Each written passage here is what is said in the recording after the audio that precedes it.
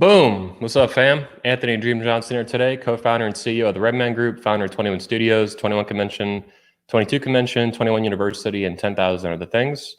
Today, I have on with me the show. Well, first of all, it's episode 134 of the Redman Group, Surviving the New Woke Order. And I'll be joined today by alumni speakers of the 21 Convention and returning guests to the Redman Group, Piero San Giorgio, if I'm saying that correctly, and Mr. Jack Donovan, and most likely, but we'll see, Richard Grannon, from Spartan Life Coach. So without further ado, please let me welcome back to the show, Mr. Piero and Jack Donovan. What's up, boys? Hello. Thanks for coming back on the show. Appreciate both your opportunities and time today, attention. Where are you both based out of right now? What's going on in the world geographically for you both? In Switzerland right now. Oh, fuck yeah. Cool. And obviously I'm out here in Utah. Nice. Yeah, we're talking about that. States like Florida. Yeah. Yeah. One of the last free states. Yeah. Yeah. So what's been going on? What's new for both of you? Well, actually, before we get into what's new for both of you, so not everyone on the show is going to know you guys. Number one is Jack Donovan is a prolific manosphere author with the manosphere classic, The Way of Men, Becoming a Barbarian, all available on Amazon, by the way. A More Complete Beast, which is also a 21 Convention speech, very similar to the book. Check it out. And of course, his all-new book, Fire in the Dark, Men and Gods. I just got this. Very excited to start reading it. I did actually read a couple chapters so far. I skipped right to George Washington, which I'm also on the George Washington kick. It's Piero's all about George Washington, man. Yeah. Piero is also a prolific author. He's the #1 survivalist type or genre author in all of Europe. I think one of his first books is Survive the Economic Collapse. It's a very big book, very thick. I've had this since 2019 when I met Piero and he spoke at 21 Convention. He's also the author of several other books, including CBRN, which focuses and details the coronavirus, other types of collapses outside of economic collapse, and many other books here, a lot of which have been translated. Piero also translates through one of his businesses, books like Jack Donovan's, into other languages like French, I think, and Italian, and many other things. So make sure to check that out on Amazon, all their books. They're very rich and detailed and full of knowledge. So now that the author, super duper author introduction, and being an author is hard, man. I really respect that both of you do that at such depth too and length. These books are massive. These are like tomes, especially when put together. Yeah. But what have you both been up to now in the new year of 2021, our new woke order that we're entering? Piero, if we could start with you.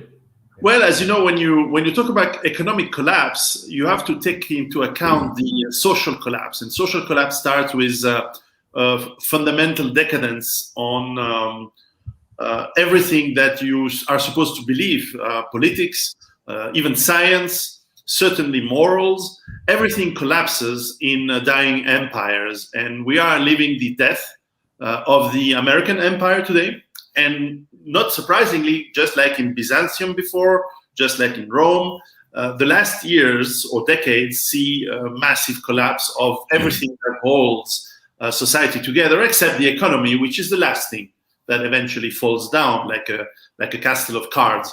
So I'm not surprised to see this. In fact, I didn't have to predict it, but I mentioned it in all my books for the last decade, that we would eventually see collapsing structures, which paradoxically will try to strengthen themselves through some sort of dictatorial tendencies, which is also quite funny in a way, because dictatorial tendency in a woke world and with much weaker military and police than what Rome could do, for example, makes it for a very strange paradox in the sense that you have military veterans, for example, in America being mostly conservative, facing a dictatorship of woke, pink-haired, progressive people. And I'm not really sure if the latter are really figuring out or understanding the kind of catastrophe they are going towards. Nonetheless, the question remains for people like you and me and most of our audience is, what can you do? And I think that people like Jack Donovan, indeed, and many others have a very important part, and I hope myself as well, have important parts of the puzzle. which is not just about beans, bullets, and gold and all that classical survivalist thing that you want to have to gain autonomy, to gain resilience, to have this ability to withstand the collapse of government, of the economy, and so on. There is a very important part which is inside your head, how you think about yourself, how you believe that, because your freedom is inside your head, it's not outside. Real freedom is inside. And this is where the progressives are frustrated, because they can't get in your head, or at least they try, but if you are strong, there's no way you can get in unless you are sent to re-education camps. I was going to say that it's really interesting you mentioned that, because that's what it feels like. They're always trying to get in your head and control how you think by controlling how you speak, Sure. controlling what access of information you have and knowledge, banning books like we're seeing, burning books digitally, movies, even like Gone with the Wind was, modified by HBO, all kinds of really weird Orwellian, Brave New World type stuff. But at the end of the day, it's all a method of controlling how you think, right? Yes, and that because that's what totalitarian regimes want. Indeed, you mentioned Orwell, 1984. The name of the game is to enter in your head and control how you think. And obviously, you would do it through language changes, through cultural changes. And, the reality of the world is that no one has ever managed to change how Mormons think.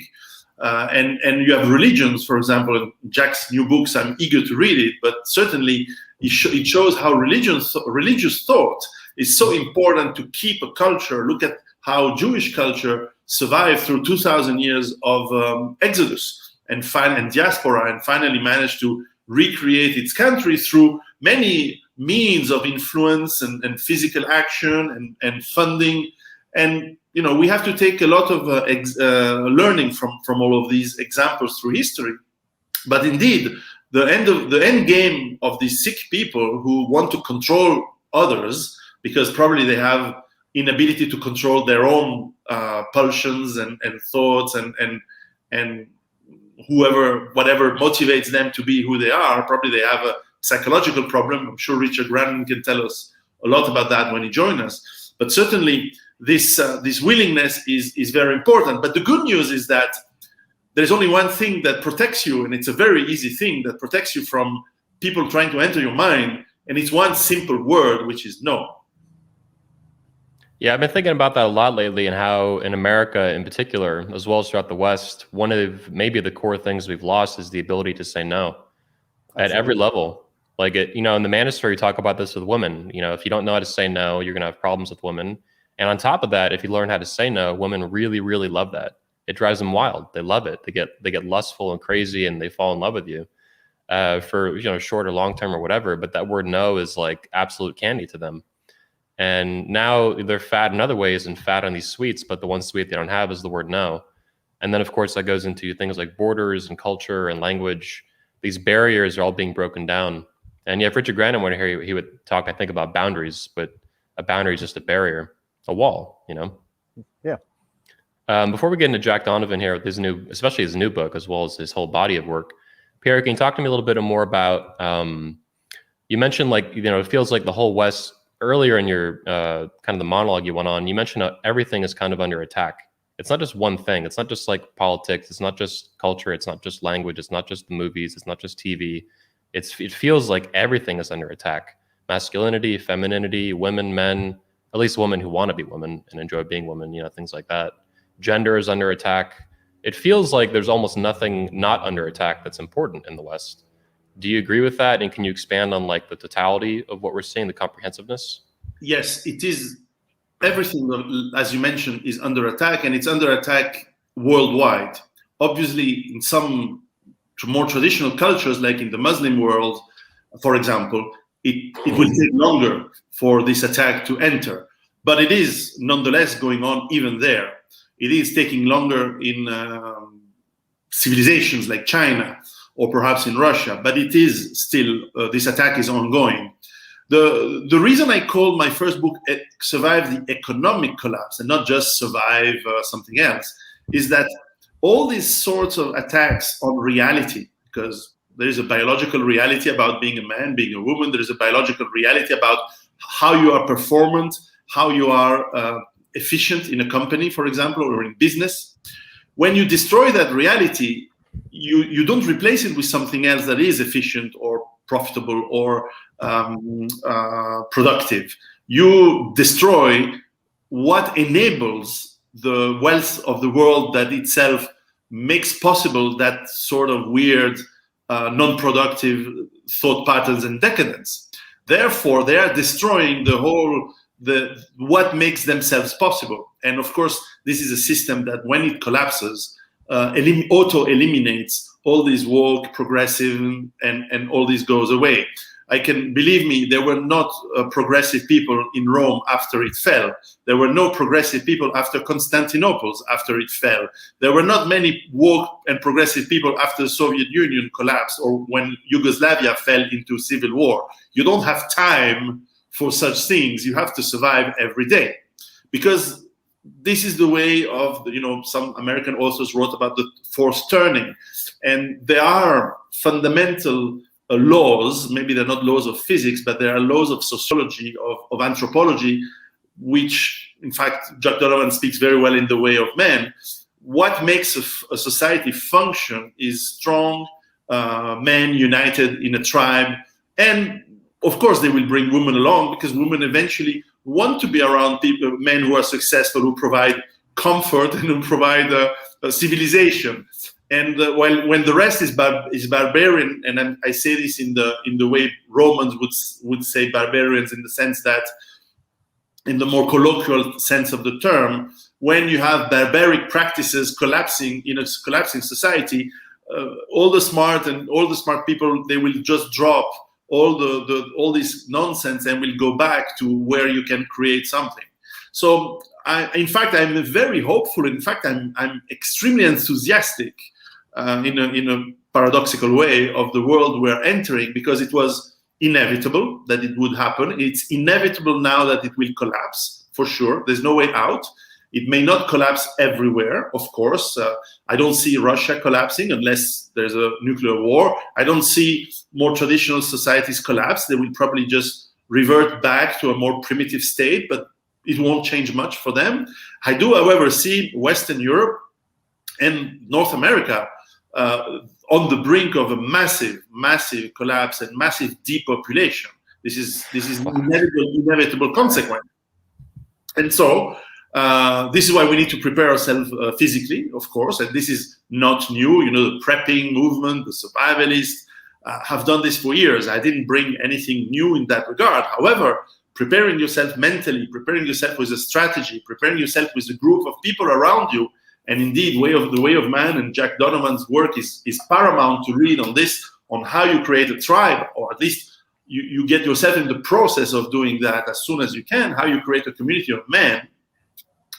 Because this is what is going to survive. This is what is going to withstand. All civilizations go through these cycles of creation, destruction, and what remains is a strong group of men, and whether they are bound by friendship and skills, or whether they're bound by powerful beliefs, even if we may consider some religious beliefs backward, it doesn't matter.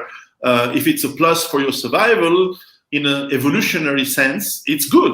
So I'm in fact quite hopeful that evolution is back, and it's going to kick us in the ass pretty strong, and it will be tough for the weak and for the not unprepared. But what can I tell you? This has been the way of mankind, or womankind. I don't know what's the political term now. We have a woman, brother. Well, it's going to go back to normal very, very quickly.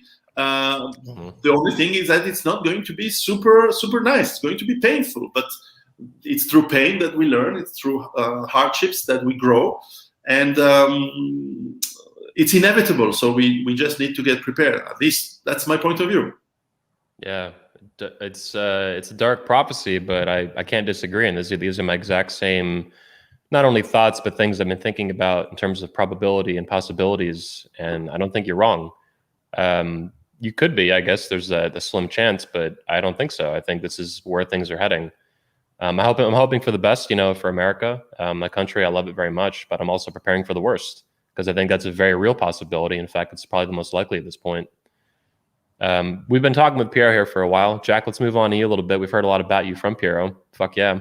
I'm thinking about all kinds of quotes from your books as he's talking. Yeah. Like Darth Vader wasn't a pussy. You know, no one's ever called Darth Vader a pussy.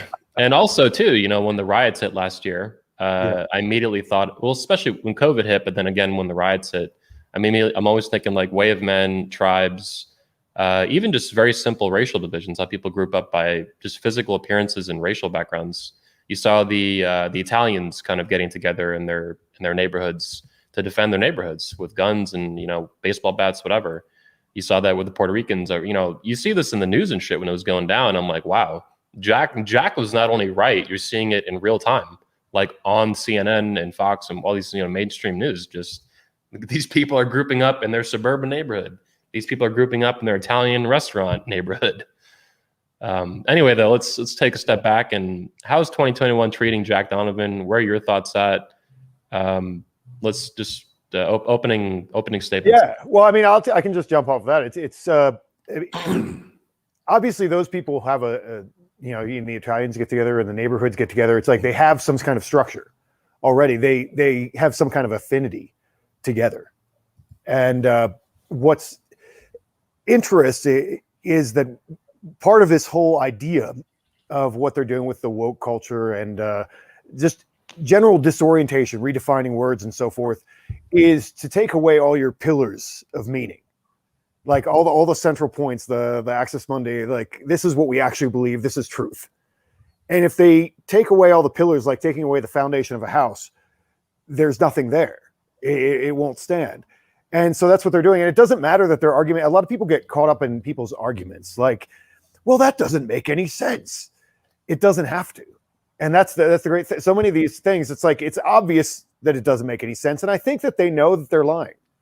You know, with so many issues, whether it's about, you know, the virus or whether it's about the, you know, I read like the ACLU said the other day, like myth, like men and women are not a binary thing every day. Like they don't have special characteristics attached to them. That is a myth. Well, no, that's a lie, and they know that it's a lie. I'm like, that's. Do you think that's the exact point in some cases, that they're deliberately just trying to screw everyone's head over? Yeah. I mean, it's like, you know, like the Orwellian thing, like up is down, down is up. It becomes like a Charles Manson speech, like I'm you, you are me. What is happening? Like it's just mind control. It's total mind control. Like if we take away every pillar of meaning that you have, well, if everything I believe might not be right, what is right? Who will tell me? The government will. You know, and that's what they're doing. I mean, so it doesn't matter. It's like the arguments don't matter. Anything that they're putting out there doesn't matter because it's not sincere and it's not honest. I mean, you can see that now, and it's really gross and really weird and naked in the way that it's coming out in the press and all that. Like that thing with Time Magazine, I'm sure you saw, just put out like they're admitting that there was a cabal of people to fortify the election. To fortify democracy, so that Americans didn't actually elect the person that they wanted to elect. They wanted to make sure that didn't happen by fortifying democracy. You know, like, so they're going to change everything that you believe in. And I think that, and I've seen another thing, another idea that they're like, here's the article, by the way, that you're referring to on Time Magazine. Oh, cool. This is a real thing. Yeah. I mean, that was pretty amazing. That was pretty ballsy. Like, yeah, everything is to call everybody a conspiracy theorist right now, and then they're just admitting that there's a conspiracy, like, which is pretty amazing. And I think one of the other things that I've seen is, you know, like there's a move obviously to bring in more immigrants as fast as possible and whatever, and you saw that happen in Europe as well. I mean, that has been a thing in Europe for a long time, and it's not that immigrants are bad or good or people from other places are bad or good, but you have a whole group of people that are really deeply invested in the American identity. And that's a problem, you know, like that's a problem for people who aren't, which is apparently the people who are running the country. And obviously technology and so forth. I mean, you know, if you have a whole bunch of people who are deeply married to like, hey, free speech is something that I expect and I've always expected for my entire life.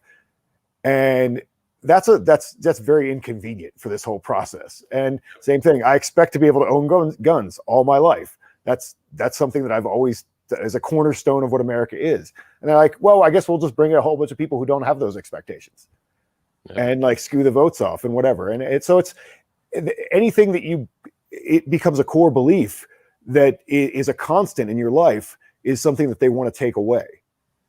And so, then once they've taken that away, then who's to say? Everything is relative, and they can keep changing the rules and moving the goalposts and doing whatever they want. Like 15 days, 6 months, 2 years.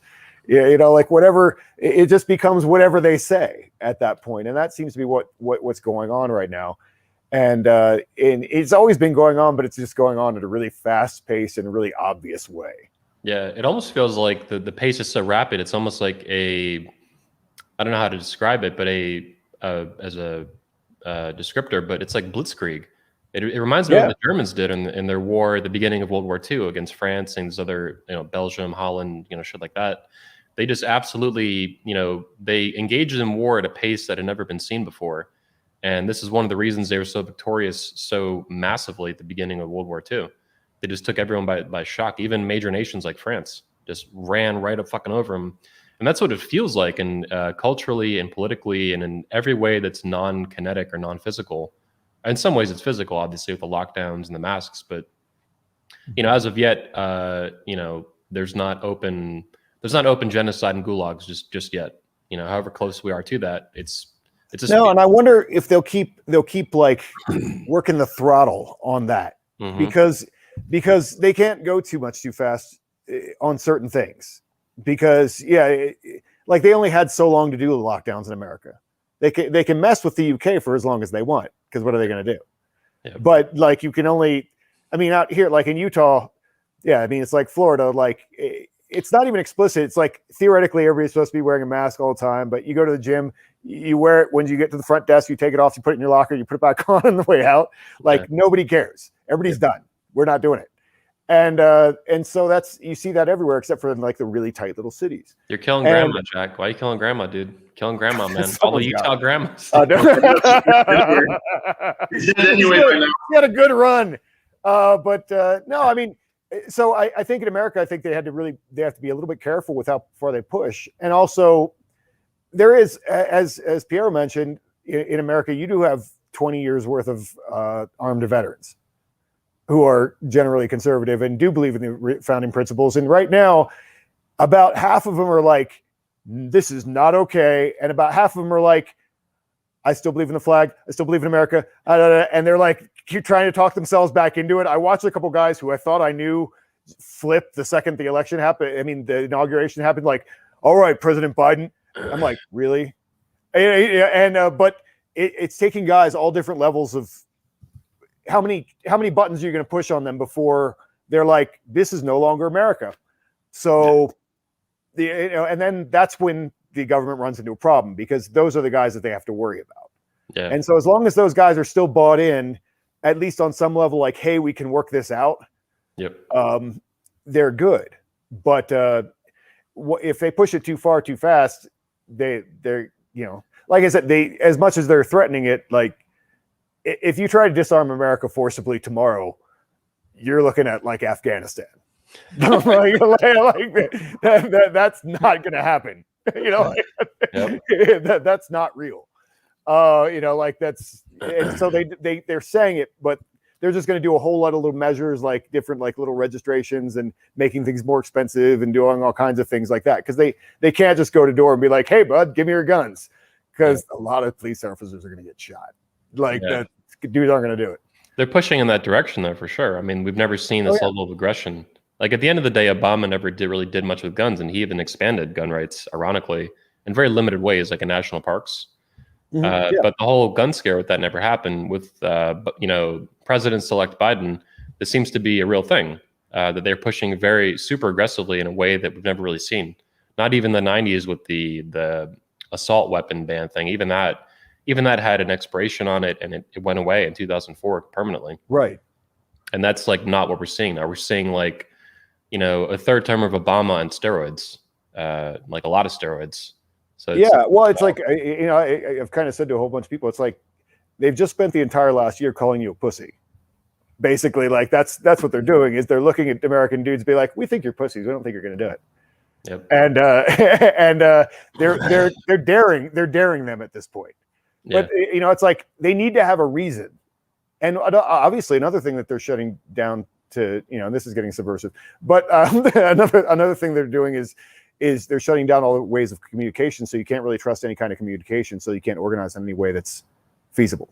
Yeah. So that's a really big block on that, because I'm telling guys, I think that's going to be my newsletter this week, because dudes still think their little Telegram groups are like secure and they can go in and run their mouths about whatever thing. I'm like, that's not real. Yeah. Like that's, like, which one of you, how well do you know all the guys in your Telegram group? Was one of them work for the government? Like, you don't federal know. agent. Yeah, or if they don't even have to, they just have someone who's going to post your shit online. Like so-and-so who works at blah, blah, blah said something insurrectionist or something bad or whatever, something politically incorrect. That's, so people really, there's really no way for them to communicate in a secure way. And so that's a win that the government has right now, because they have technology under their thumb. Yeah, it's getting increasingly difficult, even if you are invested in it and interested, to communicate securely. Or rather the opposite. Technology has the government under its thumb. I was going to say, actually, I felt a little weird when I said that, because it's starting to look the other way. Yeah. I mean, I think we didn't. You probably saw it too, Anthony, because I know you keep your eye on thing. There was something about Nevada trying to introduce a law that saying technology companies can create mini states. Yeah, they can create local governments. Yeah, it's cyberpunk. Like it's extremely creepy to say the least. Yeah. At a scale that we've never really seen before. I guess in the old days you had kind of mining towns that kind of owned. There was but that was a long time ago, and we're seeing now a resurgence though that. That is what they do. They go to a place and they create a whole campus. Yeah. And then they have to have housing for all the tech people they want to import, and so they have to build that anyway. So they're basically doing community building to start with, so that they can make their company work.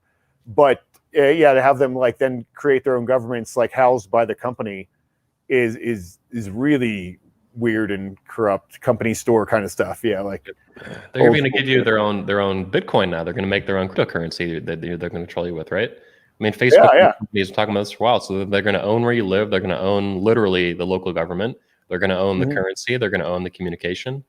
Eventually, you're going to be, it's like Wall-E shit. You're going to be 400 pounds plugged into a scooter, and you're just clicking, what is it, the CAPTCHA things all day or something. Yeah, I mean, truck or some shit. Yeah, I mean, most people are already there. Stay in your home, don't leave your home. That's okay. I like video games. I like video games. Can my Cheetos be delivered? Okay, cool. Yeah, Amazon Prime the Cheetos. Amazon Prime. You got the Cheetos. You got your top ramen. You got all the nutrition you need to become a disgusting person. Yeah, you can just keep doing that. Yeah, there's actually a movie that came out too, just recently. Songbird, I found it. It was like a major production. I'm surprised I missed it. And it's all about kind of like Piero was talking about, both the lockdowns. They basically, the whole movie is based on COVID never ending. It just keeps mutating, getting more lethal, more aggressive, more spreading and stuff. And so they're on like week 200 and something of lockdown.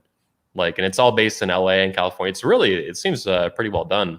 Martial laws. Sounds very realistic. Yeah, it does. Unfortunately, yeah, it sounds realistic, except that there's no major pushback, which doesn't seem realistic. But right, we'll see. I mean, based on what we've seen so far. And of course, for those who read my book on pandemics, there's a big part in CBRN which is about that. We discussed that last time. Mutations usually never go. Actually, never, not just usually. They never go for more deadly, because it makes no sense. Mutations go to less deadly, perhaps more contagious, but much less deadly.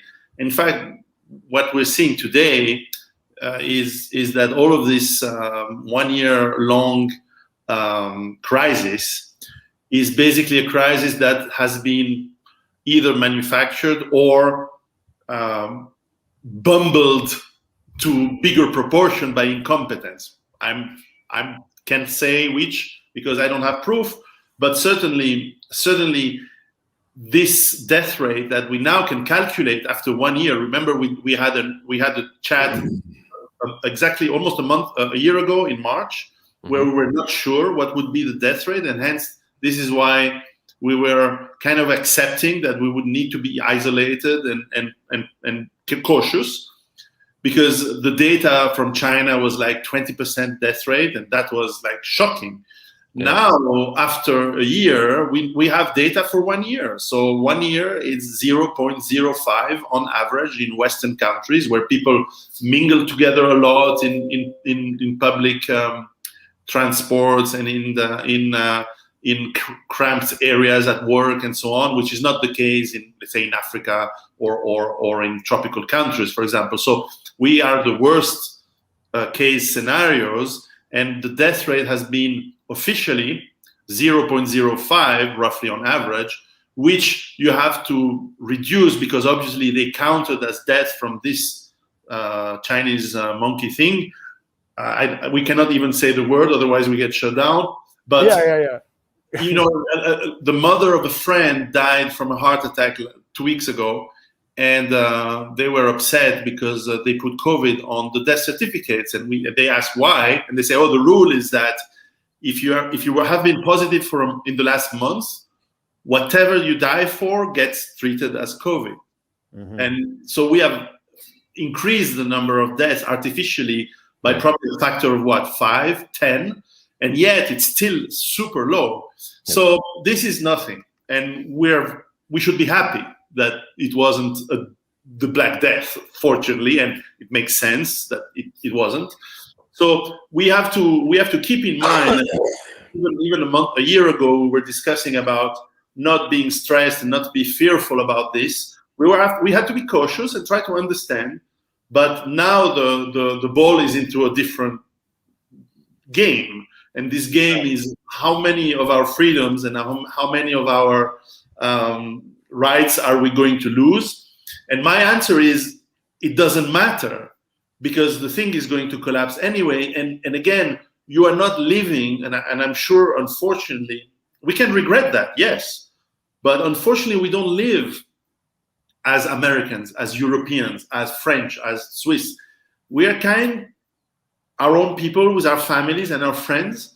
The reality of our lives is much smaller in reality than it was when you were feeling part, like after Pearl Harbor, let's say, you were part of a big country at war with against an aggression. Now you just feel your lover, your family, your group of friends, and that's what matters. And because everything else you have no control on. So we have to learn and this is very serious, we have to learn to be stoics and to really understand that we should care only of the things that matter to us directly, and not spend too much time, because the machine that is trying to get a hold on all these superficial things is doomed anyway, and it's going to crash, bringing it down with it so many other people who will be emotionally attached to either the new system, which is going to die, or the old system, which is already dead. So we have to take care of ourselves, of our caring group of people, not more. At least I know it can sound defeatist for many, but I think it's very optimistic, in fact. Well, to bounce off of that, to gold pill that a little bit. One of the things that I've been talking about, because that all may happen, and I think what's important though is, because that's been the tendency, at least for American men. I can't speak for men worldwide, but that has been the tendency for American men, is to just actually they let their women take over in many cases. And I saw that when I was, I worked on the recall campaign in Oregon. I was just, I got to do something. And I saw everybody who was really running and this is Republicans, everybody who was really running things were women. And they were doing all the legwork, and the dudes were just sitting at home grumbling about stuff, being mad.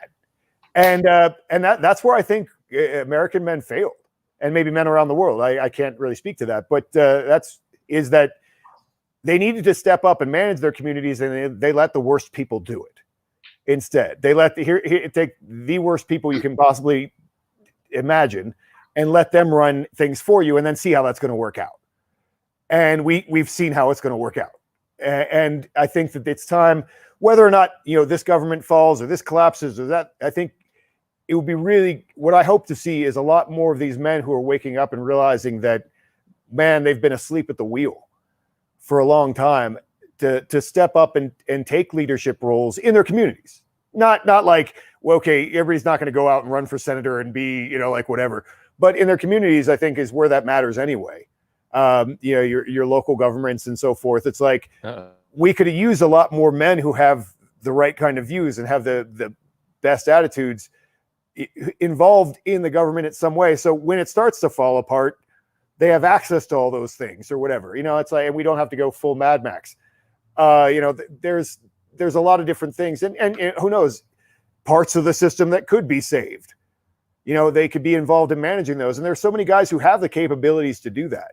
And I see guys. I mean, I'm a weirdo. I don't have the right pieces of that puzzle to get elected to anything, but there are guys who do, and a lot of there are guys who are watching this who do right now, and they are guys who have families. They have pretty reasonable, sustainable, like solid lifestyles. They've been successful, and maybe that's time for them to like get involved and just run for town council or get into the system of power. And then all the cops, and then you have some kind of attachment to all this kind of thing, rather than just sitting at your home on your couch watching the news, grumbling and polishing your guns, because that's a lot of dudes. And those dudes need to step up and take leadership roles, I think, right now.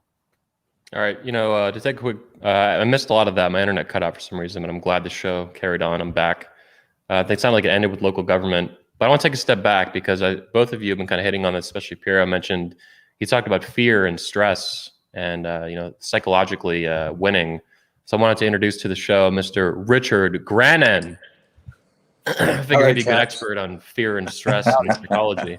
Hello, chaps. Good to see you all. Good to see you all. I heard what Piero said as it relates to the fear and stress element, but also what Jack was saying with the abrogation of responsibility, where there are effectively fewer men in the room and fewer adults in the room. Not that they're not physically present, but they're not mentally and emotionally present. And there does seem to be a correlation there with the psychological attitude that somebody else is going to do this. And this is, I believe this is modern, because as I'm looking more and more at American history and French history and the revolutions, I sort of think, I'm looking at the history and what people did, and I'm thinking, who the bloody hell did these people think they were?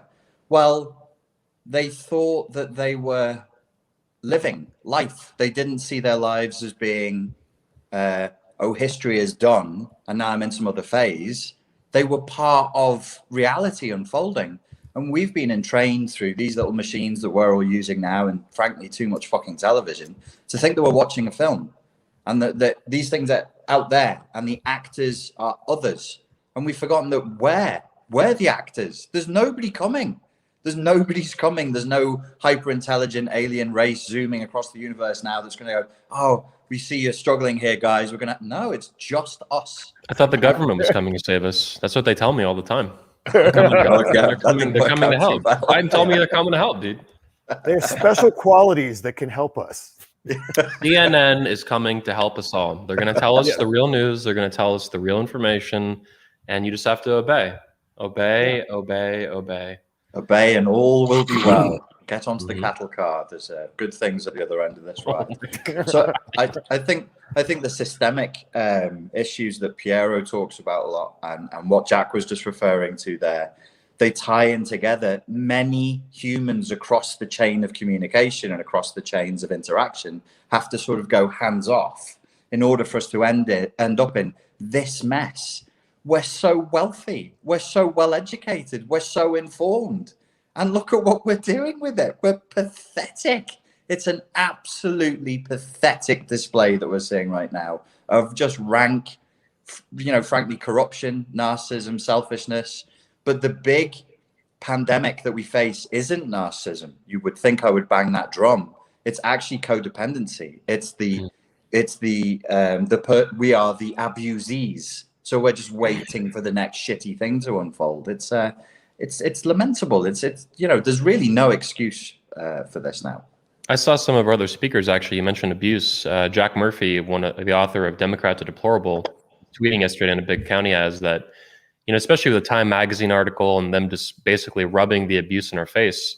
It feels like we're in an abusive relationship, and this is the exact language of an abuser. If it was a BPD chick, or if you were a chick with an abusive husband, this is the exact language and methodology and gaslighting and this covert gaslighting and that all the pressure flips and everything. That's all. Yeah.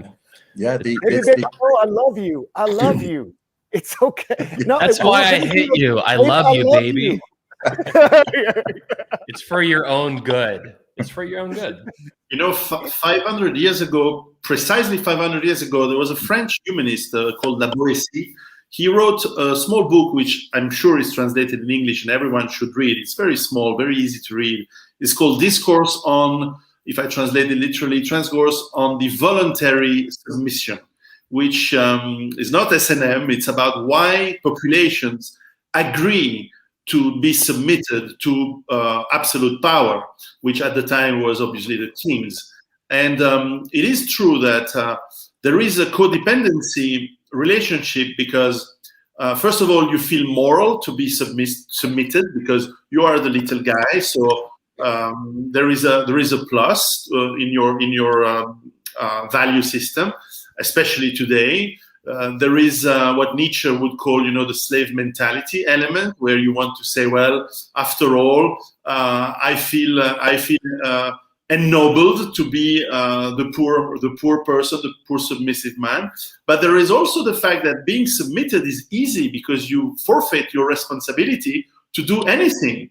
And therefore, you let the leaders, the state, usually the governments, the kings, whatever, to work out your life for you. And it's super easy. It's much easier to live as a slave than to be a responsible free man. This is very common in the world. The Romans knew that and wrote extensively about it. The Greeks knew that, and even other society where individual freedom is frowned upon, like in Asia or in the Middle East. Well, they realize and they write about the fact that being free and independent is a tough job, it's difficult. And then there is also the fact that, you have this bliss of today technology allows you to be in your house, to have porn, to have a food delivered to you. You have a little check every month. But, eventually the difference is that the modern slave in the world where you have AI and robotics is actually not needed. So the question is, how long will it be tolerated for this codependency to exist? Because the power trip of the powerful people who run the world, and it's not a conspiracy, it's just obvious, eventually will run down. And there is always the risk that they twist to the more bloodthirsty trip, which happened in history a lot. When you look at how Stalinist Russia, Soviet Union, in fact, emerged, how Nazi Germany emerged, there is a point where suddenly you go from, I like people to be under my thumb, to how about I kill as many as I can? And there is this tendency, which is worrisome, obviously. And we're seeing that in America right now. We're seeing, conservatives, Trump supporters, whatever. Everybody's being labeled now a domestic terrorist. There was a news anchor on MSNBC just yesterday or the day before, a major news anchor I've seen 1,000 times. And she was actually discussing using drone strikes to kill Americans on American soil for alleged domestic terrorism. Well, blowing people up. Very shortly, what you have to watch for is the moment they dehumanize you by comparing you like an animal. The day they say that you're an infidel, a pig, a rat. They are. They started doing that. Really worry. The New York Times did that. They compared Republicans to rats. It was very similar to German propaganda, and they did this like a month ago. Then be worried. Yeah, I am. I'm definitely prepping and worried, man. I've been prepping harder. I've been into prepping and survivalism, especially thanks to Dmitry Orlov, one of your friends, a great author, since about 2010, 2011. And I'm really glad I got into it then, because it's now, especially since last year, it's really everything I learned, every preparation I did put me in a good position. And then I was able to double down on all that and triple down on that as things keep getting us worse and worse and worse into our new woke order of hell. Yeah. New woke order. That's good. I like that. That's the title of the episode, actually, is Surviving the New Woke Order. Fortunately, these woke progressive people, they're not Red Guards, they're not Waffen-SS, physically and mentally. As I said in the very beginning, just saying no might do a lot. Yeah, I'm all about it, man. I really been, like I mentioned earlier in the show, I've really been thinking about that because the manosphere is my first major introduction to no as a concept and a tool. I never really heard that before. And then obviously studying psychology, especially personality disorders and Richard Grandin's work, it all clicked together. Like no, no, no, no, no. It's almost like the more you can say no in your personal life, the better it's going to get. And the more that a culture can say no, the better it's going to get too. Yeah, I honestly, this has been a big thing for me this past year because I'm very libertarian in nature generally. I'm like, live and let live. I don't care what you do. You know, like, dude, knock yourself out. Dye your hair purple. Do whatever you want. I don't care. You know, as long as you don't make me like affirm it for you, we're good. And you know, which that's become unacceptable because you have to affirm it as well. But you know, so I've always been that way, and that's, you know, I was able to like go out in Portland and whatever, and I don't care. You know, like I'll hang out with whatever. That was my thing. I'm like, I'll hang out with whatever group of people. I don't care what they believe, whatever. And this is the year that I was like, no, they'd like, no, like if it in America, I mean, obviously Europe is, the political system is very different, but America was very specifically like, I lived in a Democrat state. We were locked down for a really long time. It was a really bad thing. As far as I'm concerned, if you're a Democrat, you are actually voting to enslave me. Now, like, and I'm not cool with that. Like I'm not cool with that. Like, you are actually working to enslave me and enabling that system, and you're complicit in it. And like I've made a joke. It's been my, you know, I'm not dicking down Democrats anymore. Like that's like, I'm not even gonna have that stupid discussion with somebody about they believe this what stupid thing. I'm like, no, I'd rather just not. You know, and you know, people in my friend circle, whatever. My sister's a Democrat. That's the only thing. She's blood, so that's fine. But like, that's beyond that. There's no one in my circle that I'm gonna support or hang out with or whatever. I don't have time to. Democrats don't get my house. You know, well, like what's interesting too is, as you're mentioning this, Jack, is that there is legitimate conflict in the Democratic Party, just like there's in the Republican Party. In the Republican Party in America, you see the MAGA people, the patriots, versus these rhinos, these neoconservatives. You see that same phenomenon in the Democrats, but it's like completely in the opposite direction. Their internal conflict is between neoliberals like Biden and these super woke, super aggressive communists. So it's like they have their own legitimate conflict, the Bernie Sanders, but it's like veering towards Mao. Whereas on the right, you see it veering towards Trump and 1776, George Washington, Thomas Jefferson, founding fathers. So it's like, it's kind of cool to see that they have their own conflict, but then it's like super negative. Whereas on the right, you have a much healthier conflict going on. But you know, it's not perfect right now, but this kind of came to mind as you were mentioning that. Because Democrats are not all the same. Some of them are extremely fucked up. Yeah. I like where you went with that. Some of them are really fucked up. But yeah, I mean, it's just, I do think that's the thing is I guess conservatives or whatever. I don't even like that word really. But in America, they've had nice guy syndrome. Yep. Where they're like, you know, like, oh, well, they moved in, they have nice restaurants, you know, like whatever. And like they changed their town a little bit. That's cool. And like, and they just keep kind of, you know, like being like, that's okay. We'll just be nice. And they don't want to say anything that's going to be aggressive because generally they're well-adjusted, decent people. A lot of them, like you go to small towns and whatever. They just want to be friendly. They don't want to have the fight with you or whatever. But now it's veered off to like, oh, my wife's beating me. That's okay. Like, oh, yeah. Like, yeah, like now it's like, yeah, it's time to say no. Like it's time to say like, yeah, no, I went through restaurants and I'm like, if you did like made certain political posts that everyone was making at a certain time, and I was like, yeah, I'm not going to that restaurant. Yeah, I'm not going to that restaurant. You know, I've started doing that. Like I'm not. I mean, obviously, there's things I have to support because I have no choice. I mean, I use Apple products. You know, like there's things that I can't get away from. But you know, other things. If I can make a choice to not support a business or a person or whatever who's affiliated in that way, I'm not going to do it. Yeah. And I'm not going to apologize about it. And yeah, I'll be like, yeah, sorry. Fuck We're yeah. not cool. Yeah. I've loved it, Jack. I've watched your newsletter and your blog for a while now. I do that for almost every speaker that I can. And then just, luck of the draw, I sometimes see more of one guy than another. But I really love the way your thinking and your assertiveness and your even philosophic aggression to write and be pronounced and assertive. It's awesome. More men need to do that, and more authors. And you're leading the way in that sense in many ways, with writing especially. Guys like Richard Grannon obviously do that with video, and Piero is kind of a mix. Yeah. Richard, let's go back to you. You were discussing narcissism and how that's not the thing you're beating up on. Now you're focusing on codependency. Yeah. Don't some psychologists view narcissism as a form of codependency, or what's the connection between those two? Yeah. Technically speaking, narcissism is codependency. So it's kind of we have this misnomer where we say the victim is a codependent and the narcissist is therefore not. But narcissism is codependency. Narcissists and codependents function so well together because their pathologies mirror one another. So they work hand in glove. It's why it's very difficult to leave a narcissistically abusive relationship. And even if you weren't a codependent before you started the relationship, you will be by the end of it. And to that extent, we have the same functions. Codependents have the same functions as narcissists. We operate from a false self, the way narcissists do. We live a false narrative.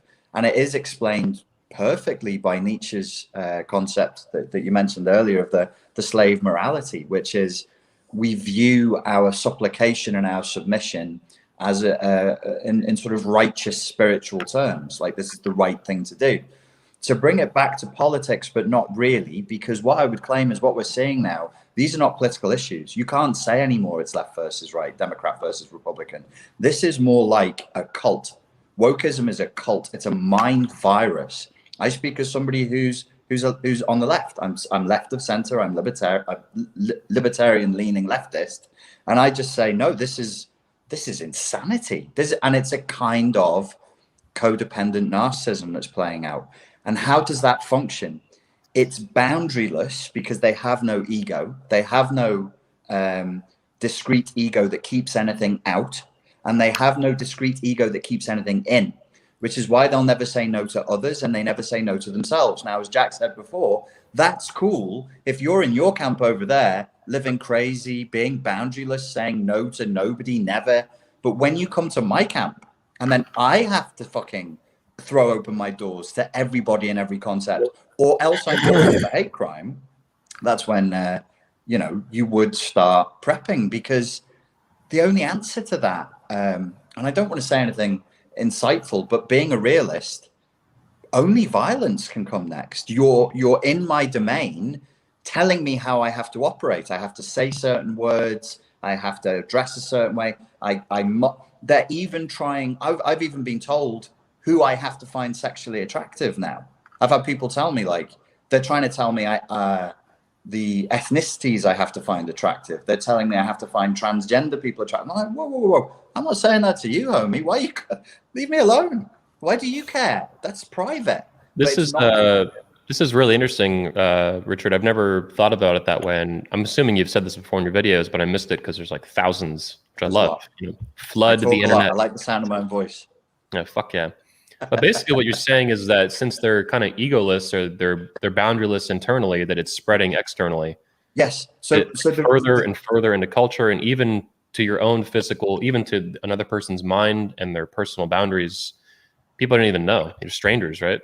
This particular interpretation of Marxism, communism, I'll do the air quotes thing, because these people have never read Marx. They don't understand Marx, and they don't really understand, but let's leave that. But if you take the flavor of Marxism, the t-shirt, you wear the Che Guevara t-shirt, and you take the style, you think that's what he said, and you think that's what communism is. It's flatten everything. It's all hierarchy is bad. All structure is bad. So flatten everything and everything will be okay, which is a hysterical, pathological worldview. That's why it ends in such terrible violence every time, because nobody passes the purity test. You create an orthodoxy that looks like that. Everybody passes fails the purity test. That's what happened with the Khmer Rouge. You could argue that's what happened in Stalin's camp. You could argue that everywhere this is played out, practically. Yeah, I was going to say, its own tail. Piero was mentioning this earlier, the Soviet Union, and not only the fall, but I was thinking about the rise. And in my understanding of history, maybe someone can speak on it if they're more educated on it. The hardcore communists from early on, the Leninists and whatever, they were eventually executed. They had the true believers in Leninism and communism and Marxism. They were one of the first ones to go. The true believers dead. Can you guys, is that accurate? And do you see parallels? So. Piero, is that right? Sure, for sure. What happens when you have ideology being used to seize power is that people who are only in it for the power eventually get rid of the people who are in for the ideology, because they are a threat to their own total control. This is why you always have very powerful people. In fact, the Bolshevik Revolution of 1917, of what they call October Revolution, which is in November, in fact, because of the calendar thing. To seize power, they had to use criminality. They had to use thugs, of which Stalin was the most powerful, able to organize. They used, because obviously the professional military was for the Tsar, for the emperor, and therefore didn't want to participate into that. So they used the masses, encadrés, to be organized by thugs, by pure violent people out of the jail, out of prisons. Not unlike some movement with 3 letters, which I'm not even mentioning, that has happened over the last year in the US. Sounds like California. And so basically they use the thugs, the pure powerful, and you can imagine that these people have no ideology. They just want very short-term advantages. And eventually the people who consolidate, so then it splits into 2 possibilities historically. Either you go with the ideologues, the SA for Nazi Germany, the Khmer Rouge, the Red Guards in Maoist China, or the people who want to keep power, they eliminate the ideologues. Nazi Germany, Hitler eliminated the heads of the SA. Mao, well, actually the followers of Mao, the successors of Mao, Deng Xiaoping, he controlled and disbanded the Red Guards. The Stalin eventually destroyed the Bolshevik Trotskyists that pushed for worldwide revolution, because he thought it was much better to keep one country under his boot and under his control and do what he wanted with it. So pragmatic power always trumps ideology, and usually does this in the process with millions and millions of bodies. And this is what, if possible, we would like to avoid. But again, is it under our power? I think the thing which is under our power is to control ourselves. And if there's many of us who do it, yes, then we do change things. But it has to start with you. I don't believe so much into evangelizing about, you do that, Mr. President, you do that. You go into say men should become men. But this is by example. This is by teaching. It's not forcing people. Yeah, I actually wanted to ask Jack a question here on this, because I think I know what you're referring to, Piero. I remember I really appreciate it too. You watched, I think, my entire speech in Poland, the Manosphere, which was kind of outlining what the Manosphere is, where it's been, where it's going. And I mentioned that I think only masculinity can save the world. Certainly masculinity is primarily, I think, what built America, and it's what built the West. So Jack, can masculinity save America? Can it rebuild America? Can it rebuild the West? What are your thoughts on masculinity as a driving fundamental force? Well, I mean, obviously it could, because it's built and destroyed everything thus far. I mean, that's really the only thing we have. Like one group of men sweep in, one other group of men sweep out. It's just about different changing power structures. And but yeah, I mean, I think you posted, or maybe and a couple other people, like the Chinese are trying to make their men more masculine now. Oh yeah. And which is probably just a PR thing, whatever. Like who cares? Who knows if that's real? But because it came from China. But I mean, obviously, if there's going to be hard times, then you're going to need to rely on men, because all those, as Piero would agree, I'm sure all this progressive wokeism and the feminism and everything, they go away, and everything's like blowjobs for beans. And like it's like that's not real anymore. Yeah. And so like I mean, you need men who realize that they need to become that guy and take steps to do that. And obviously that's why there's such a hard push on making men more passive. And we've seen this for decades, like make men cry more, make men more passive, make them like don't that was work like out. that was a couple days ago from the UN. What men need to do? They need to cry more. They need to. I mean, that's why the messaging. It's like, no, we want you to be as weak as possible because if you're not, that's going to be problematic. And so masculinity really is the only thing that can stand against this. Well, I want to move on to Richard in a second, but before I do, Jack, what is the relation between masculinity and totalitarian regimes? So like communism, Nazism, Marxism, all this crap, what is the basic connection that men should understand about that? Well, it's interesting because I mean, if you listen to like the whatever the feminists or woke kind of train, I mean, obviously, the difference between fascism and communism, at least in theory, is that fascism tends to have a heroic narrative associated with it, and then communism has a resentment narrative. Like we're going to take everything that the rich have and give it to you because you poor weak people who've been oppressed. And then, like the fascist narrative, like, we are going to be heroes and conquerors together, my brothers. And, I mean, but they're still, at the end of the day, in order to do that, it's like, you will all submit to exactly what we're going to say for this goal. And just the goals are different. The stated goals are different. But fascism tends to appeal to men's sense of wanting to be heroes and wanting to be powerful and wanting to be part of a big movement. But it's fascism as it existed then that can't exist in the current system. Like there's all this fear that it's going to come back, and that's not real. Like those guys aren't a threat. And man, I think the American ideal, basically, the more the frontiers individualism ideal is that that every man gets to be sovereign himself. And that is also appealing to men. Like, no, don't come in my house or I'm going to shoot you. No, don't come in, no, I get to protect my family. I get to protect my community. I get to do these things. And that's very much ingrained in the American personality. And that, and has been what men have fought for. I mean, what do men fight for? They fight for self-determination. And like to say like, hey, you guys aren't ruling us the way we want to run ourselves. I mean, and that's what a lot of wars are really about, at least ideologically. Like we want to control our own destiny. And so I think that's one of the things that men have to watch out for. Like, what are they telling you? Are they selling you slavery so that you can be more, like effeminate, really, more passive? Or are they selling you a fantasy of dominance? Because there are a lot of guys in the near future who are going to show up to sell you a fantasy of dominance. And you have to make sure, you have to realize that sometimes that guy is not the king under the mountain. And he's not the guy. But a lot of guys, they're desperate right now. I mean, I cut off a friend yesterday who I've had a really good friend for a while. And I told it, like he went the white direction. And I've talked him out of it a bunch of times. I'm like, this is not, you're just going to be trailer trash. This is not the way to go, bud. This is not it. Like there's no there. Mm-hmm. And then someone sent me a screenshot from a Telegram group, which is another reason why they're not secure. And I was like, we've had this discussion.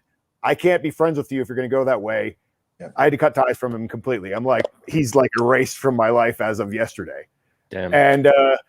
But that's what you have to do, because otherwise, if that guy goes and does something stupid or gets on TV or whatever, he's friends with Jack Donovan. Mm-hmm. Like I can't have that. Yeah. And so like, and it sucks to do that, but guys like that, I mean, they're scared. They see like a lot of like things happening in the world right now. They're like, they feel like the world's closing in on them. And yeah, they're looking for a scapegoat. They're looking for a way out. They're looking for light at the end of the tunnel, and how are we going to get there? And so, but if that's not the light and that's not the way. And so there are a lot of people, a lot of guys are going to get sucked into that. I mean, all the anti-racist stuff last year created more racism than existed previously. And I mean, that's hard to deny.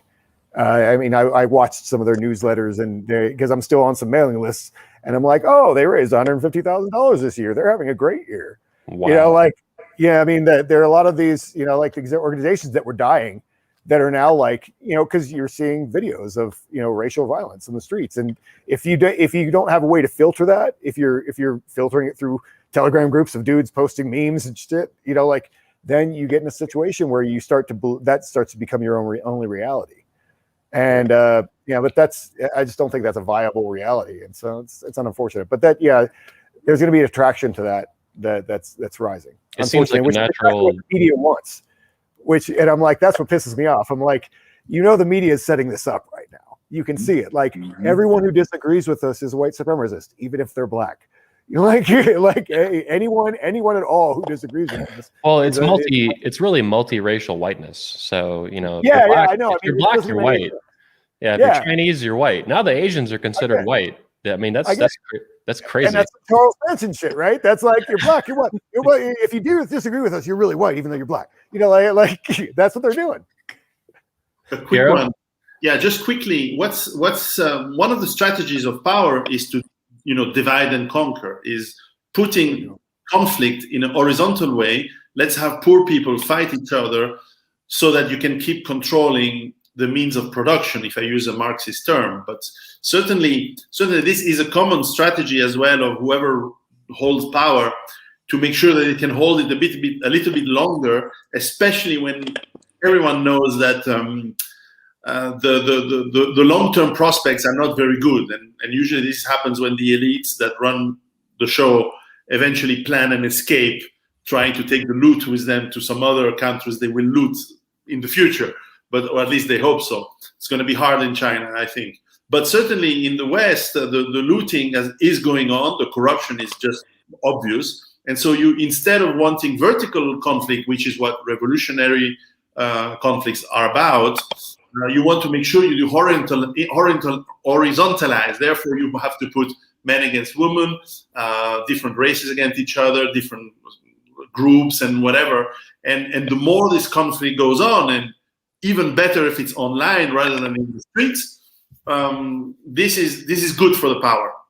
Now, it's still not going to change the bottom line and the end results, in my opinion, but it is clearly, as Jack just said, completely organized and manipulated. And it's part of the game we don't want to be playing and we don't want to be in. Yeah. I want to take a quick commercial break based on a comment someone left just a minute ago. First of all, is that set up? Well, here we go. Let's do this. This show is sponsored by 21 University, the Richard Grannon CPTSD Masterclass, Healing from Complex Trauma as a Man. It's an amazing course available at 21 University, filmed by 21 Studios, but owned by Richard Grannon. We offer it here at the university. It's our first premium course. It's not included with the regular membership, but it is super badass. It's got 9 modules, all of which feature Richard Grannon. And then some of them at the end, he includes certain guests like Jack Donovan, Sean Smith, George Bruno, and Alexander A.J. Cortez. It's an amazing class. It's on sale right now for $199, down from $299. You should check it out at 21university.com. You can just go there and support both the Redman Group, 21 Studios, and Richard Grannon by clicking new course with a little light bulb on it. It's super awesome. And also, someone asked if Richard Grannon had a YouTube channel. He definitely has a YouTube channel that is fucking massive, like 21 Studios. It's got probably 1,000 videos or more. So you could find that at Richard Grannon. Just search it on YouTube, pull right up. That's his main channel. He has another channel as well. It's Richard Grannon Philosophy, I think. And he's also on Instagram and Facebook. So make sure you check him out. And commercial break. And we'll continue to Richard Grannon. So Richard, you're famous. You didn't give out my OnlyFans. That's where the money's Dude, at. I was gonna make that joke and I stopped myself. I was gonna jump in with Sorry. OnlyFans. Back from our commercial breakdown. Hey, I mean, butthole pictures for $7 a month is a profitable business. Ask American women. It's capitalism, comrades. What do you want? Yeah, exactly. Blowjobs for beans. Go ahead. There's a point that Jack made and a point that Piero made. I didn't drink enough coffee today. I'm just going to try and address them both real quick, before they slip away like fish. The thing of saying there's no there. Thank you for saying that. I am going to borrow that. I will credit you. We are in the midst of. I really do see this as like a psychological virus, a mental virus. Gad Saad, I believe, is writing or has written a book about this, how memes actually are infecting people's minds, and this utopianism. And it's utopianism. Is called, just to interject, the book is called The Parasitic Mind, I think is what you're referring to. Perfect name for it. It's coming from all sides of the political spectrum because we are panicking. We're watching something disintegrate and it's creating a panic. And just to tag that onto what Piero said, I just sat here reflecting and thinking, God, isn't it strange for a sort of a proto-Marxist revolution, how little vertical discourse there is. We're not going after the elites here. It's all working class versus working class, civilian versus cop, black versus white, man versus woman. And I just had that thought, who's running this? Mainly bourgeoisie level educated white people are the motor behind wokeism in the majority, if we're talking numbers. And I'm thinking, you're not the heroes of you'd be the strangest heroes of a Marxist revolution ever if it turned out to be you guys. And these are the ones complaining about their oppression.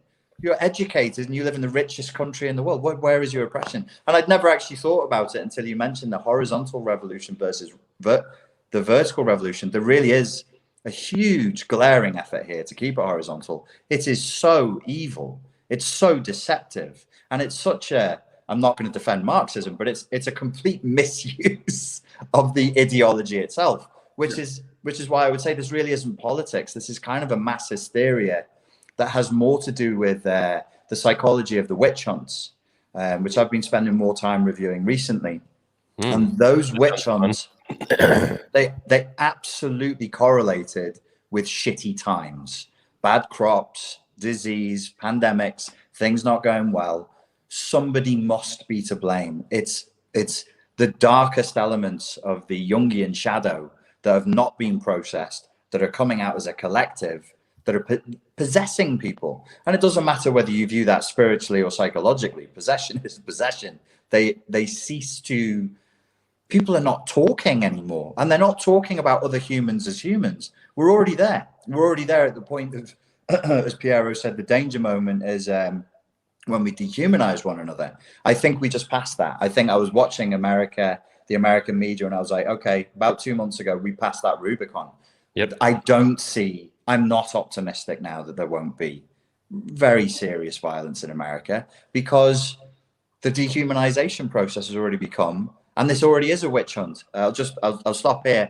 A friend of mine sent me an Instagram video where a young social media influencer was being badgered by people, and the video was posted online where they were saying, admit that you're a Republican, say that you're a Republican, just confess that you're a Republican. And I'm like, it's all kids. It's all like student age kids. And I'm like, do you guys not know about the witch trials? Do you not know that you sound like the Spanish Inquisition right now? Dude, they don't know anything. Put a thumbscrew on her and just twist it, and eventually she'll admit she's a fucking Republican, and then you can burn her afterwards, because that turned out really well in Europe.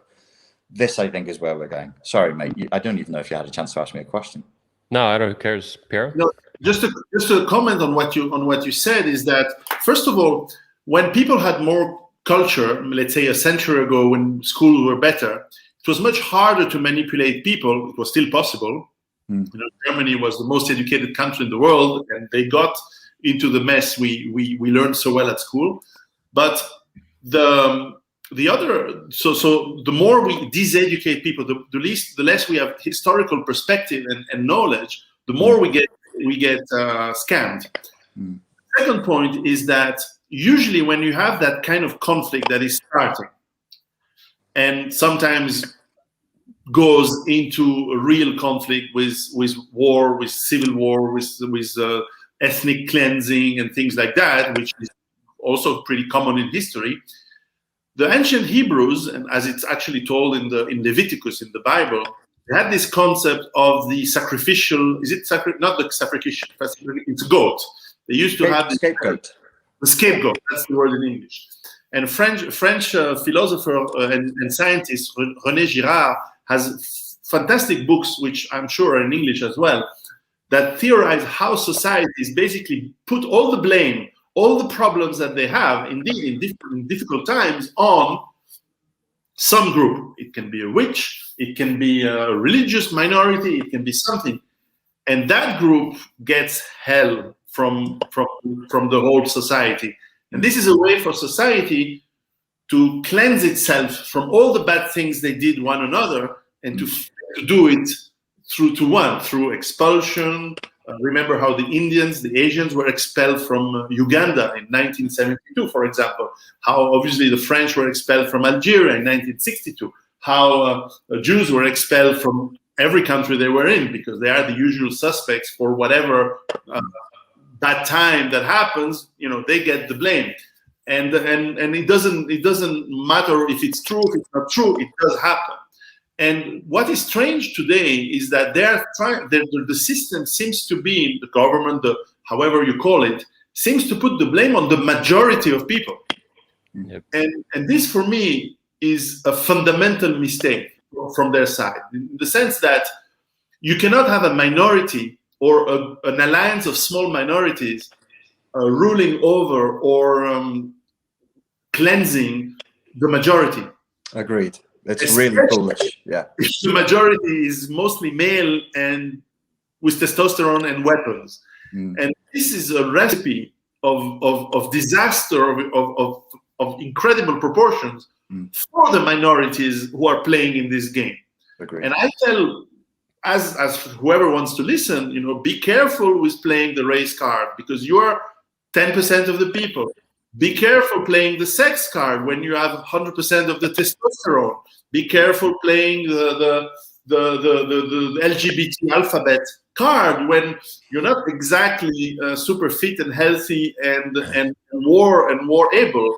Be very careful what you wish for, because you may get it and it's not going to play the way you think it's going to play. This is not a video game. And it may be part. It's the first time I lived through the death of a civilization myself, so I don't know. It could well be that this is the first in history. Yeah, that's a really interesting point that you make, Piero, on the majority and how they're being persecuted in America and stuff. Men, and especially masculine men, and white people in general now are considered the devil in America, which is extremely bizarre for 10,000 different reasons. It's just stupid. What does also come to mind, though, is that I've been, like you guys, looking at history even more as of late. In particular, communist revolutions always have they come right after or during a civil war. So Russia, China, Vietnam, civil war, communism. In America, we have something like that occurring, I think. I think it's maybe more of a hybrid. That's like a debatable point between the rise of Nazi Germany and the rise of communism.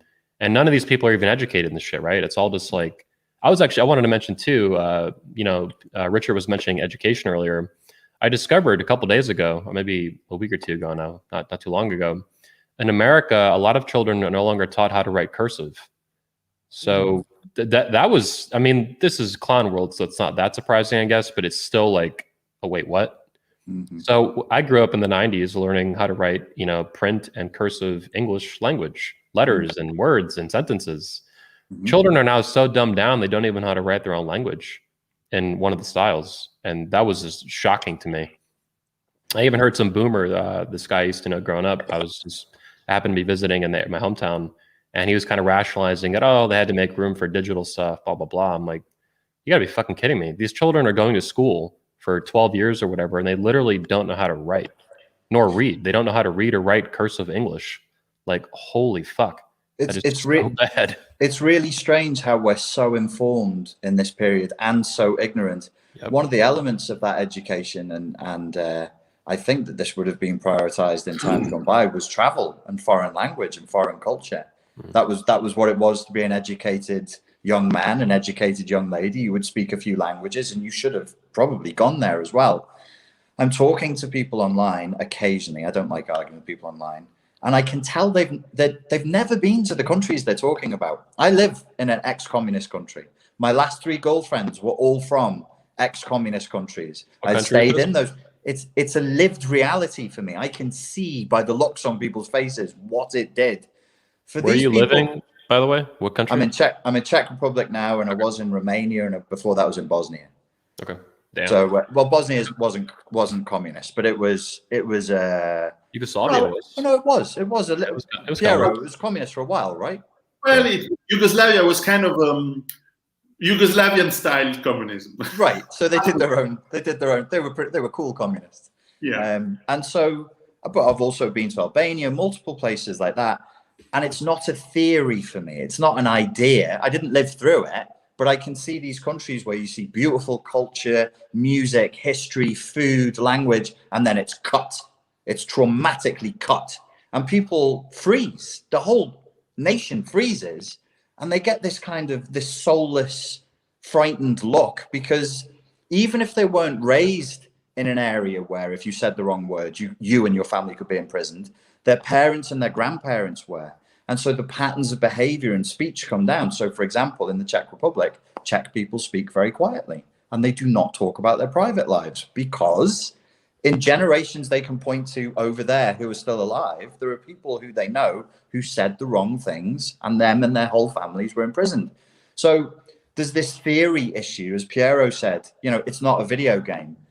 The utopianism can only survive when people are dumb and immature, because when you grow up and you've seen the world, you're like, well, okay, that's a load of horse shit. The story I've been fed about how the world works or could work is nonsense.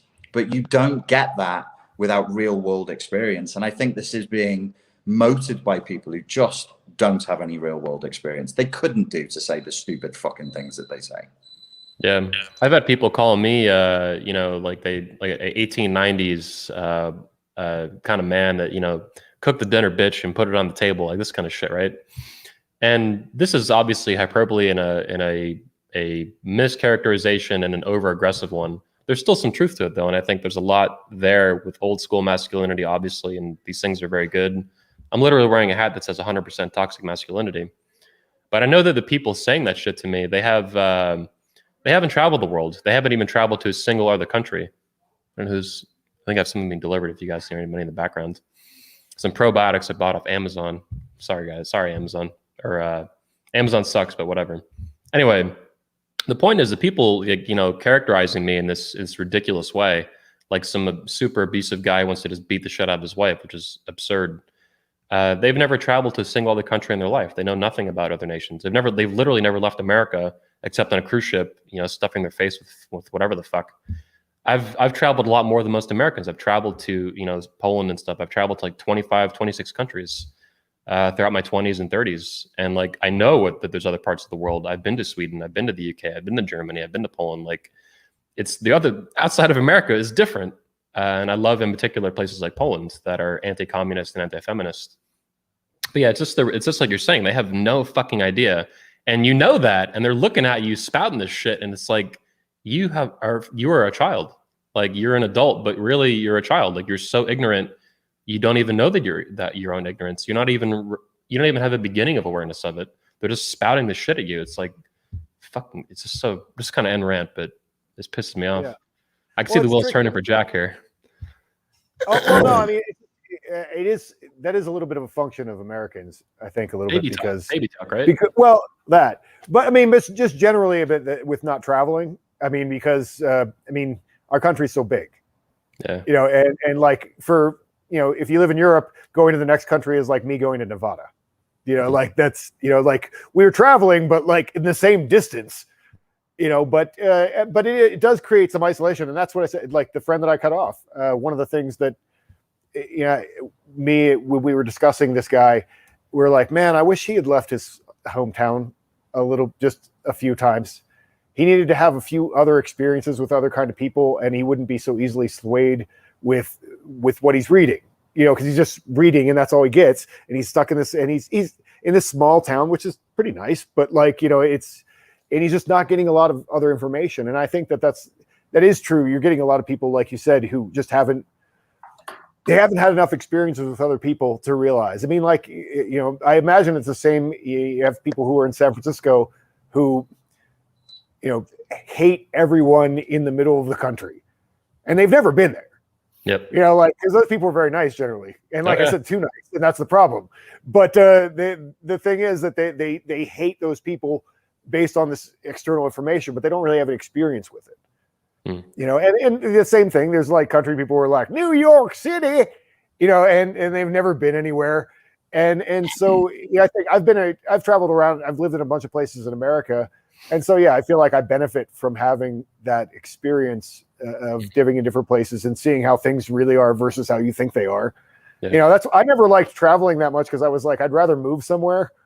Because it's like I think a lot of Americans, because the ones who have had travel and who are wealthy, and a lot of the wealthy progressives are very well traveled, and they go to all these countries. That's because they're going to Saudi Arabia, getting the sheiks are taking shits on them for money and stuff. Well, there's that. That's probably just strippers, but like a lot of them, man. I mean just that's called being a model today. That's being a model is probably. Yeah. But I mean, like those people, but you go to Switzerland for a week to a resort town, and it's wonderful. Everything there must be wonderful. And the same thing, you're going to go to a resort, you're going to go to London or something like that, and you have this great experience when they go to all the fashionable stores, they go out to fashionable restaurants, and they have this experience, and they're like, things are so much better there, but they don't have a real perception of what's happening in the country as a whole. They're just like, they went and had a nice time and a nice vacation, and therefore they think that that's a wonderful place. And they don't see the underbelly of anything or what's going on. This They're is infants. This is, I think, to paraphrase, I think Richard Heinlein, a man has to be many things. It has to be a poet, a warrior, a lover, a scholar, a monk. We have to be complete so many things, and this is hard work. And the school system doesn't push for that. The rulers want, I could paraphrase one of your fantastic humorists of the 70s, the name escapes me, who said, you want to train people just enough so that they can operate the machine, but not too much so that they start to question the system and think by themselves. You must think by yourself, and this is what you need to strive in life. And usually you get to that point around 40, around 50. Hence, putting the voting age should be probably 40, 45, not sooner. But and I think society would work very better with the voting age to be 45. But roughly, it takes effort, and this is what I believe we all of us and many others who watch us, we strive. We want to teach our children and our peers, but not our enemies, not people we don't care about. We want to keep our tribes educated, well trained for everything. And it's hard. Life has never, and today's world is so easy. We have the power of gods. We can travel. We can have warm water, heating in winter, cool in the summer. I mean, we have lives that are incomparable. Alexander the Great was shit compared to us. Look at us right now, Piero. We're 4 different men across the world talking instantly with almost zero problems. That's amazing. And yet it's hard because the fundamentals are hard. And where Alexander the Great was immense compared to us was that through his childhood and through his education, and with Aristotle as a teacher, and has a bastard shit father who pushed him to be an asshole, and it was tough, and they had to fight, and they had to tame horses, and they had to wrestle, and they probably got worse things done to them by some of their peers. But the guys learned, and they became incredible men, incredible people. And we have everything to find the right balance.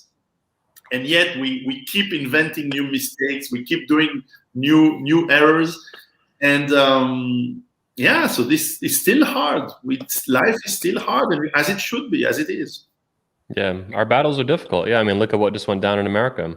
I think, the only 2 things I've seen really positive in the past 10 years of American politics are Ron Paul running for office in 2008 and 2012, hardcore, and then Donald Trump, which I think was an evolution of that. Outside of that, it's been extremely negative. But these were fights. These were hard fights, and Ron Paul did not win his fights. He didn't have enough relationships and power and money and whatever. Trump won his fight in 2016, but in 2020, he was unable to win this fight. But these are the fights of our lives, and losing these is putting us, like you're saying, on a track for inevitable collapse, civil war, major clashes, Afghanistan style or whatever. And it's not going to be fun. It's going to be sad. And maybe the outcome will be positive in the end. Maybe it will be beneficial, but We both together. It'll be sad and fun. yeah, Jesus. Yeah, I mean, watching some of it go down at the end here, like Wall Street Bets trying to bankrupt these hedge fund billionaires, that was pretty amusing. That was awesome. They call themselves apes and just retards and stuff, and they loved it, and I think they did real damage. Yeah, it was pretty great. Just tagging on, can I just tag on something to what Piero said there? That one of the things that makes life now hard, and this is back to the psychological elements of it, is there's so much data that we have to process. So much data. We're probably, we would process in a day what the average medieval peasant would process in a fucking lifetime. Or, sorry, not process, but we're exposed to an amount of information a day that they would be exposed to in a lifetime. Imagine there's no book. There's one book. It's the Bible, and you don't even have it. It's in the church. You have to go in there. And by the way, it's written in fucking Latin or ancient Greek, or and you can't even read it. So we're exposed to a lot, and that's enormously stressful. And I think, just tying together a point that Jack made earlier with what Piero's just said, it's easier to fall into ideological possession. And that's what it is. It's a fall. It's a collapse. You go, this is hard. I have to do this. I have to do this. I know. I'll go the white route. Oh, now I know who I am. Oh, fuck. What a fucking relief. And that's you taking yourself off the hook. You now have, what's the question? What's the answer? Do you have a tribe that backs you up? Do you have a way of refuting enemy accusations? Yes. It's boil in the bag solution. What a relief. You have who's to blame. Perfect. You already have that figured out. You're like, yeah. It's prescribed. How wonderful. What a wonderful fucking luxury. You lazy bastards who do that. Stay in the fight. It's hard. It's a pressure. You have to think. You have to study history. You have to study culture. Stay in the fight. Don't give up. Don't just, I'll pick this team. Fuck it. You're laying down, man. You think that you've joined a particular group in the battle, but you haven't. You just checked out. The only battle is on the front line is figuring this out. And we're using history as much as we can to learn. But I think we all intuit that this thing that we're facing is truly novel. This is a novel threat. And we're going to need a new solution to this, or we will be looking at what will become imminently the descent of the species. And I don't think it's too much to say that. I don't think it's hyperbole to say that. Yeah, basically a collapse into worldwide communism that results in, depopulation, genocide, gulags, endless high-tech tyranny, the next dark ages. 100%. That I think is a real possibility, yeah. Yeah, you mentioned psychological collapse, and I was thinking about that, Richard, when Piero was talking. But so in your view, is the rise of totalitarianism in any nation or any geography, is that a form of psychological collapse to this kind of ideology and parasitic? I think we can track it. Like as we said before, there's usually like a civil war or a pandemic or massive amounts of hunger and oppression that goes on for decades. Things have to be bad, and then we talk as though we're very complicated creatures, but we're not. We just want a solution. Just give me a way out. And look, the average person, sorry to be the bearer of bad news, it's just not that fucking bright. And they're not that fucking motivated either. They're not going to read the books. Most people can't even be asked to open up another tab on Google and fucking look it up on Wikipedia. They'll ask somebody else in the comments. That's how lazy the average person is. So I have sympathy for that. I have a kind of compassion for the fact that, yeah, most people just can't cope with the stress, and they really just want a leader to follow. So we talk about history like, oh, Nazism was terrible, Stalinism was terrible, and we're all hiding from this dark truth that we want leadership. We want answers. Yes, it's terrible in hindsight, and if people knew what they were getting ahead of time, they wouldn't have gotten into that abusive relationship, but they didn't. They didn't. They saw the shiny catalog, as Jack said. There's no there, but the there looked fucking cool. We were going to be the heroes of history. We were going to be the guys. And then a few years later, you are the worst of the worst and a stain that can never be removed as long as humanity has history books. And that's in the space of what, 6 years, 5 years that happened in the case of Germany. So I sympathize, but it is inexcusable. Anthony, I have to let a girl in. I'm going to go off for a second and I'll be back. Okay. That's Sorry, cool. gents. I got no problem with that, dude. I didn't think you would. Can I bounce off of what he just Absolutely. said? Yep. I'm going to play devil's advocate for just a second. Yeah, do it. Imagine you're Mark Zuckerberg, and you have built your entire career watching people, all these stupid people that catalog the minutia of their stupid lives. everything that he just said. You're Mark Zuckerberg, and you basically have the whole world spread before you of the mass of stupid humanity is your job, that you're watching all of this every day. Do you think he just got super bitter and went full Thanos and was just like, you know what? Someone needs to lead these fools. Like, they're ridiculous. I mean, I could see the psychology there for someone, because you're dealing with dudes who have like genius level IQ and whatever, and you're just watching, like, look at these people. Like, they can't run themselves. Like, I've thought about this too, actually, and I agree with you there. And maybe it's related to absolute power corrupts absolutely, that old saying. Because I've thought about, like, someone like Bill Gates, for example, is another guy like Zuckerberg. Bill Gates is obviously not dumb. He's intelligent. He's extremely powerful. And he talks a lot about depopulation or kind of overpopulation, whatever the fuck all this crap. It's all genocidal garbage as far as I'm concerned. He's a psycho. Yeah. But it's like you're saying, though, like, he sees at a very high level with whatever access to information that he has, which I'm sure is huge, on level with the state leader, of a major nation. I think he just wants to kill everyone. And from his perspective, that probably makes a lot of sense. Like, these genocidal maniacs that get in positions of power, it's because we see the frustration almost horizontally, our fellow middle classians, so to speak, or what's left of them. And it's frustrating, and we think they're dumb, and they are dumb and lazy a lot of the time. I don't want them to die. I want them to, make positive choices in their life and get smarter, more educated, and think more independently for themselves. But at the level that Bill Gates and Zuckerberg are at, they just want to kill everyone. They see these sheep, and like, oh, we can fleece them for all the money and the taxes and the labor, and just take all their shit and then kill them, and then control what's left. Piero? That's quite true. And in fact, what you see is how much land they are buying to Bill Gates has bought a lot of land in North America to produce food, because he probably knows that this is where the power is going to be. There is, however, a big flaw in that plan of theirs, is that whereas the mob, the organized crime, has power, is in the faithfulness and the fidelity of their own. If you're the mafia boss, or if you're the people who are running for you are your brothers, your cousins, your close childhood friends, perhaps, not strangers. And this power might not enable you to run and build a big software company or to run a social network and have billions of dollars or hundreds of billions of dollars. But your brother and your cousin is probably not going to betray you easily. However, some of those billionaires, in times of crisis, I don't know if they are really realizing that everything they own and everything they have is at the mercy of their bodyguard. Yeah, I've thought about that.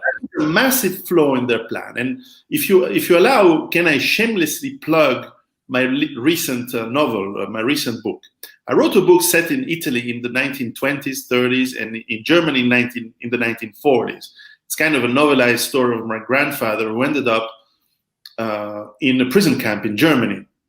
And to make a very long story short, what I'm trying to show philosophically in the book, if you read through between the lines, and the book is translated in English, it's available in English. It's called Giuseppe, which was his name, is that you do end up sometimes into the crunching of history taking little people, little workers. He was working in mines in the mines of north of Italy, and he was doing his life, going to the, seducing girls on the weekends, dancing and all that stuff.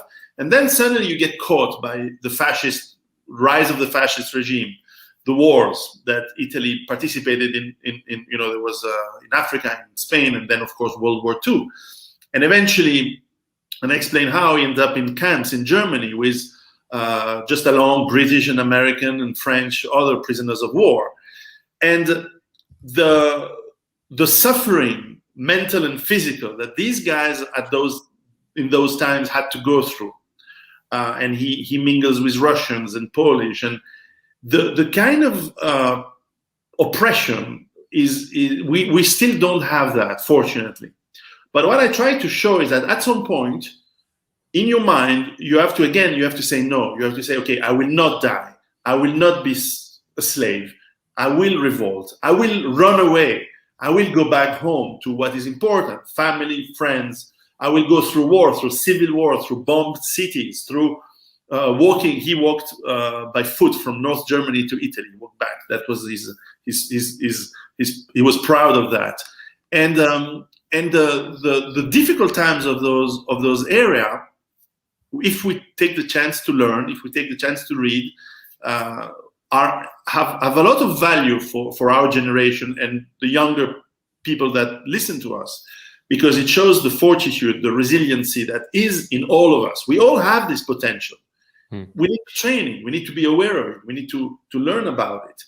And it is part of our duty as humans, as human beings, for our self-respect, to not be slaves, first of all, of our own bad instincts, laziness, watching TV, eating bad food. And we all, to some extent, fall into that once in a while, and sometimes often. I love food. I eat too much. I need to control myself. This is my main problem. But other people is cigarette, other people is drugs, other people is too much sex, if that thing can be a reality. I'm not sure. But things like that, or it can be, narcissism. Women who, for money, show the butt on the internet for the whole world. Could there be a problem after a few years doing that? Well, they will find out. So all of this, again, we are trying to, again, reinvent things that wisdom and tradition had consolidated over hundreds of thousands of years of culture. And now we have thrown everything away and we are kind of improvising. No, this is going to be a disaster. And we have to learn from the history.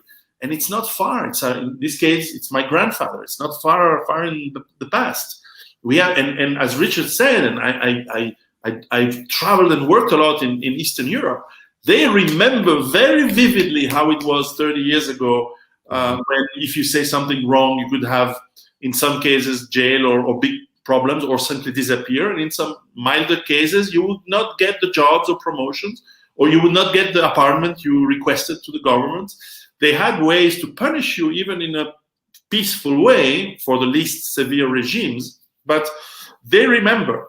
And so we need to learn and keep remembering. Look at the Jewish community, how they keep remembering and hammering at every holiday, every dinner, every time about the pogroms, the Holocaust, whatever, real or imagined or exaggerated, it doesn't matter. They remember that it's hard and it's tough, and they have to be on their toes and be nimble and be able to move away. Okay, that's an interesting approach, and we all need to do that as well. Okay, that was my ramble. No, it really inspires an idea that it's not the first time I've had it, but it brings it back to mind. Maybe Richard can comment on this.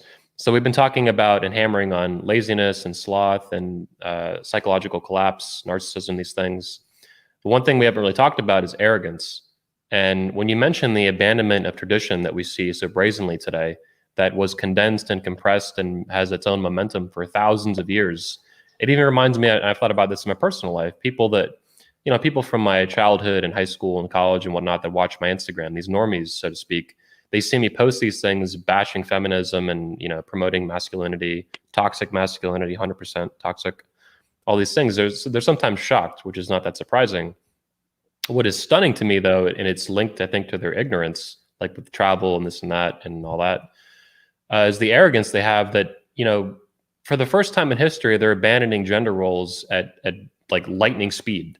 And for the previous couple 100,000 years of our species, these things were not abandoned. They were like very, very normal. They look at me like I'm nuts for saying that, women should, prioritize being a mother. They should be in the home, most of the time, right? I don't even think this is a controversial statement, but to them, it's like absolutely radical. And it's like, no, the reality is the opposite, like everything else today. They're the radicals. Having your first child at 39 years old is absolutely abnormal in the context of our history as a species. And being in the workplace and being an attorney as a female at 35, this is all brand new shit in our species. And the absolute arrogance to just die, it's like diving into a pool that's like shallow and you're breaking your neck. That's what I see these people doing, women and men both. The soy boy men, these pathetic pussies, and then the women who are like these masculine green-haired weirdos. It's like they're all just diving into a pool that's 2 feet deep and they're breaking their necks. And they're like, you're crazy, just dive right in, bro. It's like, no, you are insane. So Richard, do you have any comments from a psychological perspective and from your element to work with arrogance? Now it's linked to what we're seeing. I have lots, and I've prepared a 2-hour-long lecturette for everybody to enjoy. So fucking strap in, kids. All right. I'll keep it brief. What you just mentioned there is classic from Jungian psychology. It's anima possession and animus possession. The men, generally speaking, are possessed by a non-noble version of their own femininity that they're actually in denial of. They've actually lost connection with. The women are possessed by a non-noble, toxic version of their own masculinity that they've lost contact with, they've disavowed. And so, you see these things play out. When it comes to arrogance, if we're going to bring it to the realm of narcissism and personality disorders, we think of narcissists as having very strong egos and being very ego-driven. It's not true. They actually have a very strong superego, but no ego boundaries whatsoever.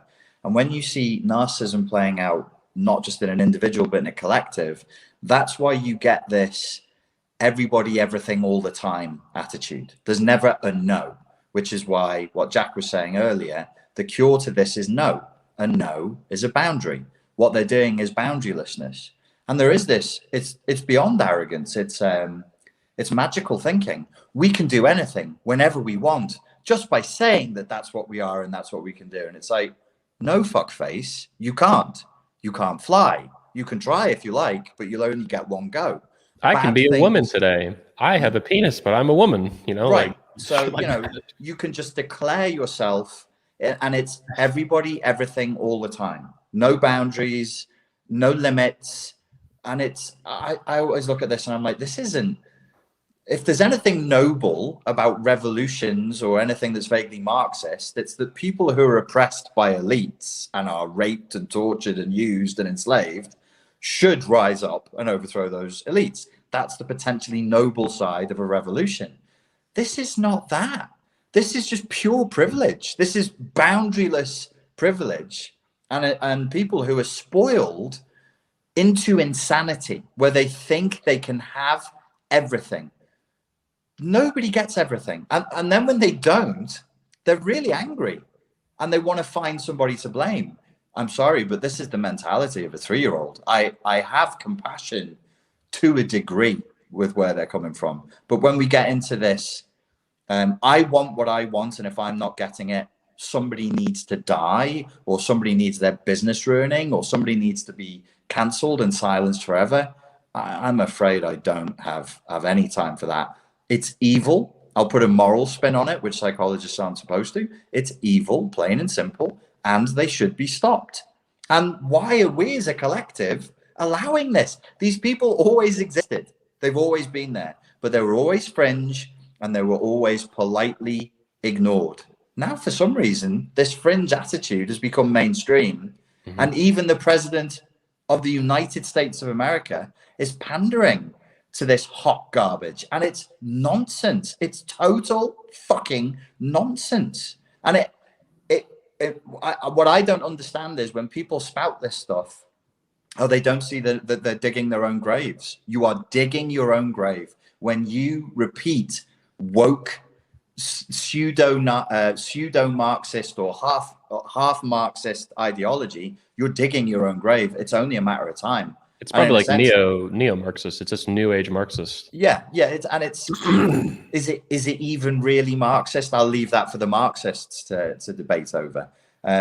It probably isn't. Whatever it is, though, this sort of wokeist thing, it is a snake eating its own tail. It dooms itself. So even as you take a step in that direction, you're dooming yourself. What was Biden's, one of his first statements was that he was going to help businesses, but he mentioned every ethnicity except for white businesses. Oh yeah, all the women businesses and all the minority businesses, but no men and no white men, especially no white people. It's lunacy.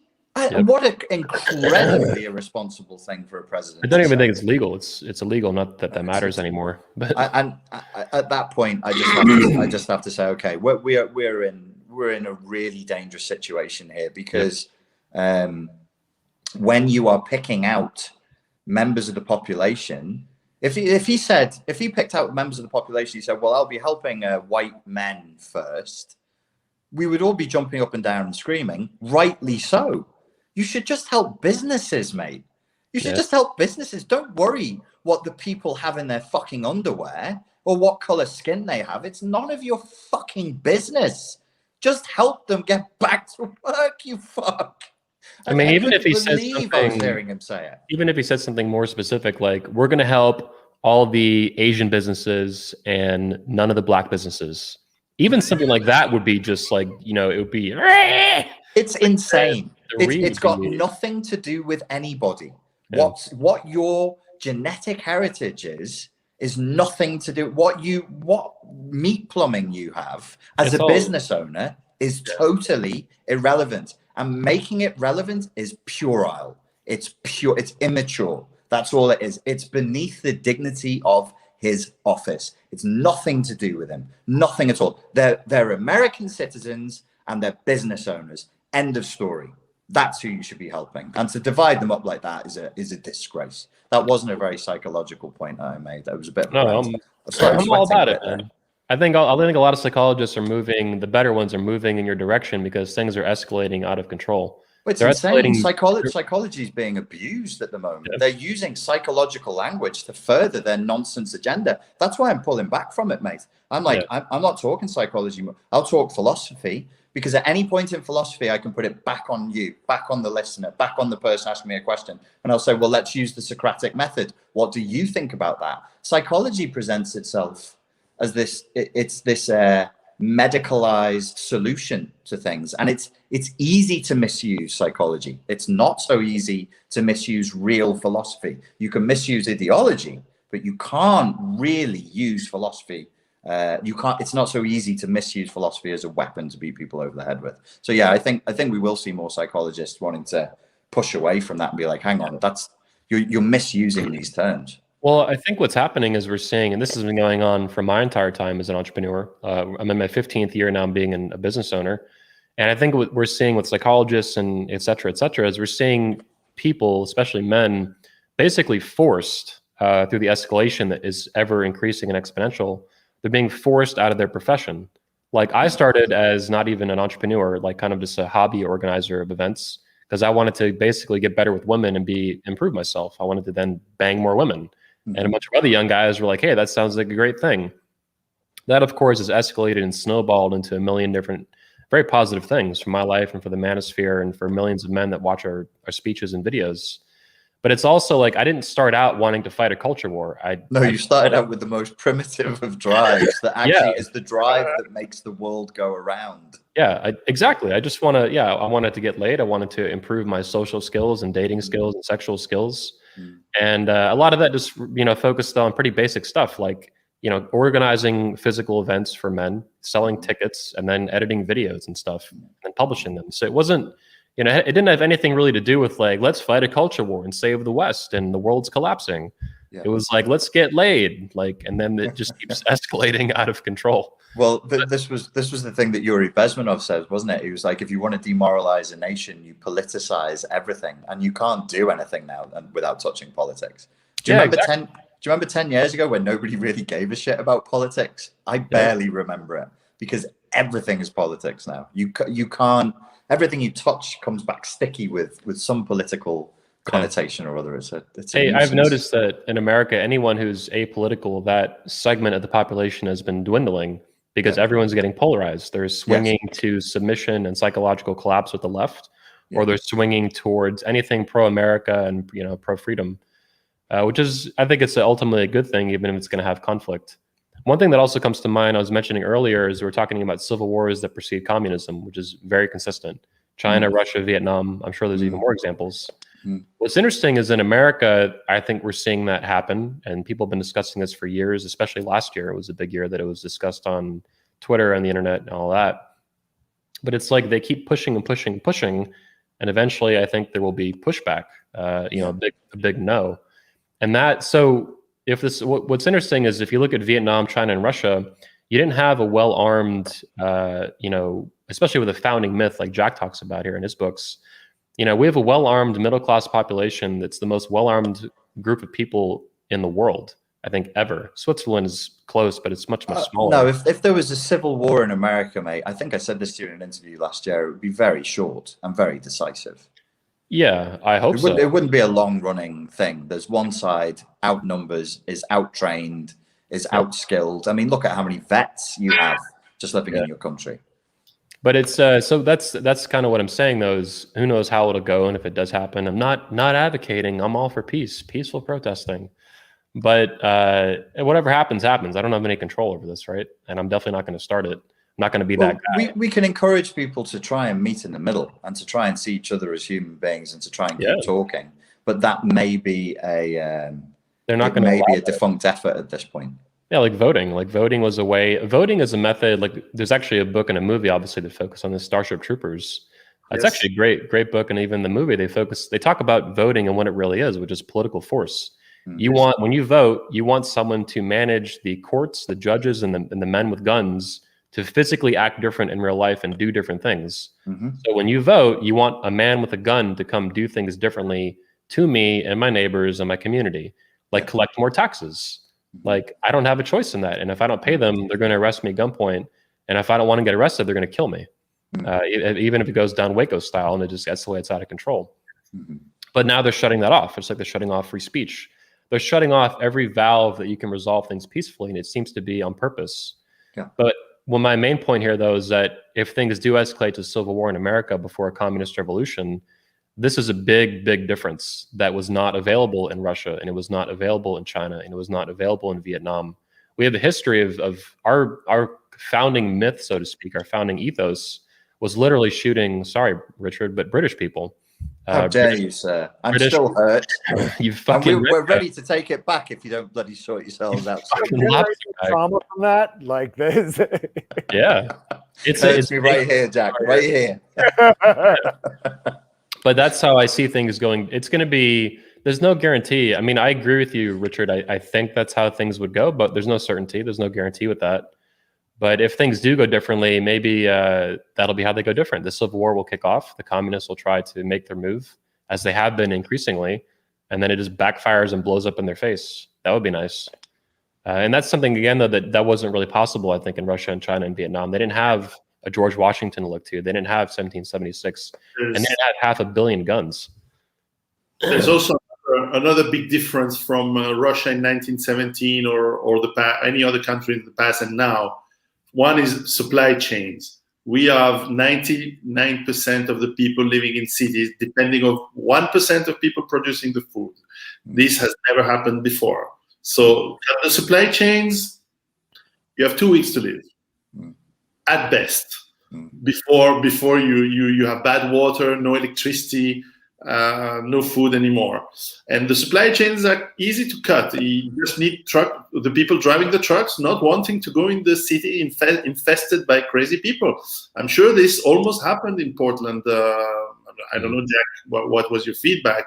But at some point, you don't want to drive your truck to deliver a supermarket if crazy people assault you and because patriarchy. And things like that. Although the other big difference is the quality of human beings. I'm taking mentally and physically.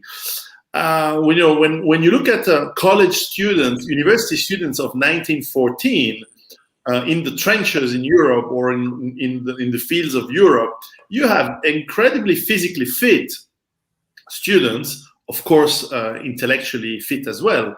But you have people who were well-fed, and I'm really meaning well, not in the negative sense. They were fit. They walked every day to back and forth. They had extremely fit, and the mind. I mean, to stay 4 years in the trenches and to do what our grandfathers used to go through. Today, people get have microaggressions in terms of mental strength. It's extremely weak. And I'm not talking about everyone. Of course, there are veterans from many wars who show that there are still strong people around, but it's not the majority anymore.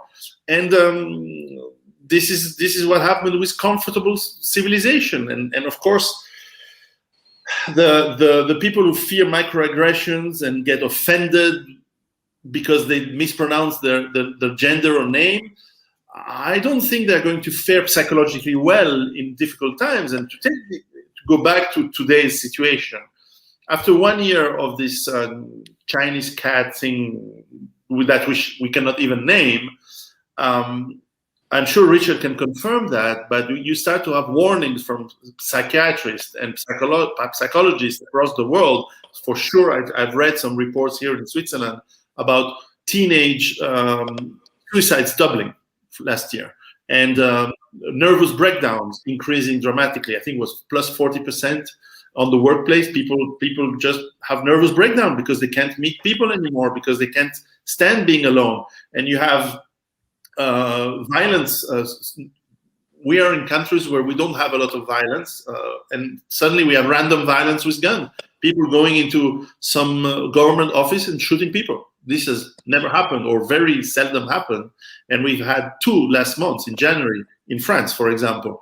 Yeah. So this mental instability, because of a small crisis compared to World War II or World War I, is at the beginning phase. And this is probably why you will see probably governments saying, it's over, there's no more sanitary crisis, everyone go back to normal, because they went too far. And they start to see some result. But it's not the point of the discussion, I know, but the point is that we are seeing much weaker people physically and mentally, which is everything we stand against, by the way, in these communities. Mm-hmm. We want our friends, our peers, our family to be stronger mentally and physically, not to go to war, but just because this is the way to be a man, and I presume a woman as well in their own way, and we want good for them, for us, and for our peoples in general, and from all religions, all races. We want the best for everyone. Sure. But we are not in that trend in the society. We are getting weaker and weaker. And again, remember the discussion we had at the very beginning. Natural selection is not kind on the weak. Well put. And speaking of weakness and strength, you mentioned women in their own way, and I agree with that strongly. I was thinking just the other day, even yesterday, about it. Just something I saw on Twitter, and basically, for a woman today to be a slut is the easiest thing in the world. It's an exact sign of a weak woman because it's fitting into the crowd and behaving like everyone else. The other 90% of women. A strong woman today is the opposite of that. Someone who resists this degenerate, fucked up lifestyle that has become so normal for them. And the weakness, though, is just being this massive slut, which is like it's the new thing for them. So to be weak is to be a slut today for women, and to be strong is to be chaste. I'll say one more thing, and then I have to go because I have my 4 kids who are starving, and I need to feed them.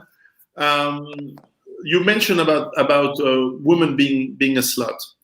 Now, throughout history, women did not want to be perceived as sluts at all, because it's a very bad reproductive strategy, because obviously no one wants to stay with you if you have children, if you have a reputation of a slut.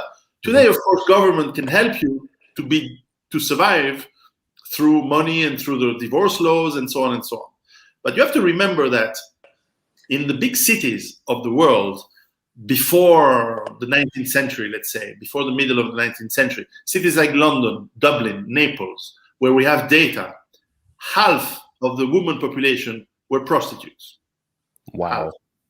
And this is because life was so tough and it was so difficult to live, especially in the cities where you don't produce food, that most women who didn't rely on strong men to protect them and provide for them so that they could take care of the children on their own. So the evil patriarch, the evil toxic masculinity, when it was not around, they had to revert to go back to the basic means of survival for women, which is trading sex for food. That sounds exactly like today. And interestingly, right? Yeah. So anyway, I wanted to thank you all. I have to go. Thanks Piero, a lot. I really appreciate your time. Hang on, before you go, I had one specific question I wanted to ask you. Sorry to interrupt you. Then I'll let you go, I swear. Your book got me thinking about debt, national debt, massive amounts of debt. Obviously, it's about economic collapse. But I've been looking for a figure and I can't find it. And it's the real total debt for America and the real total debt for the West and the real total debt for the world. These are numbers that you just can't find when you include unfunded liabilities. Like I think in America, for example, it's between 200 and 300 trillion. But what about the West and what about the world? Is it over a quadrillion? These are crazy numbers, right?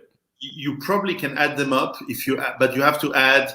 You have to dig a little bit. What is in the balance sheet of banks that is considered toxic, and they put it in a different balance sheet because they can do whatever they want now. Accounting rule, who cares?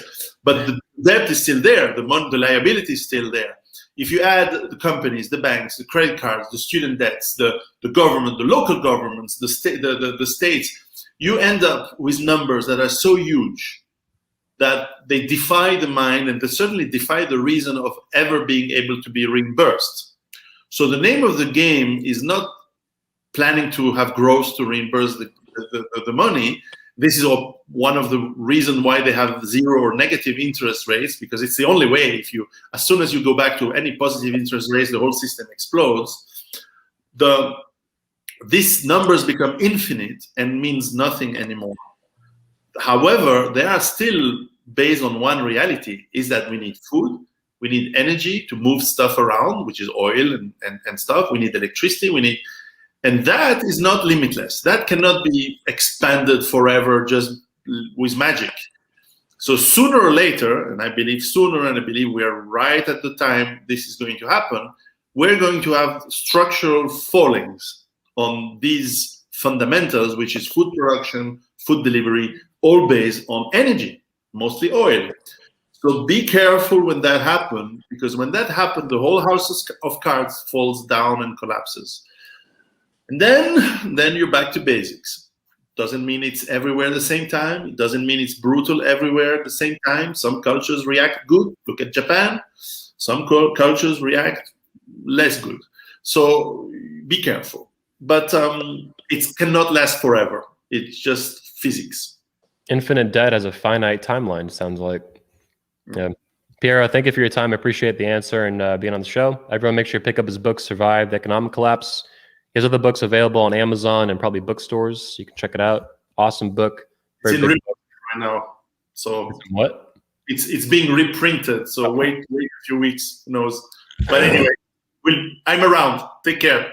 Thank you, Piero. Cheers, Pierre. Ciao.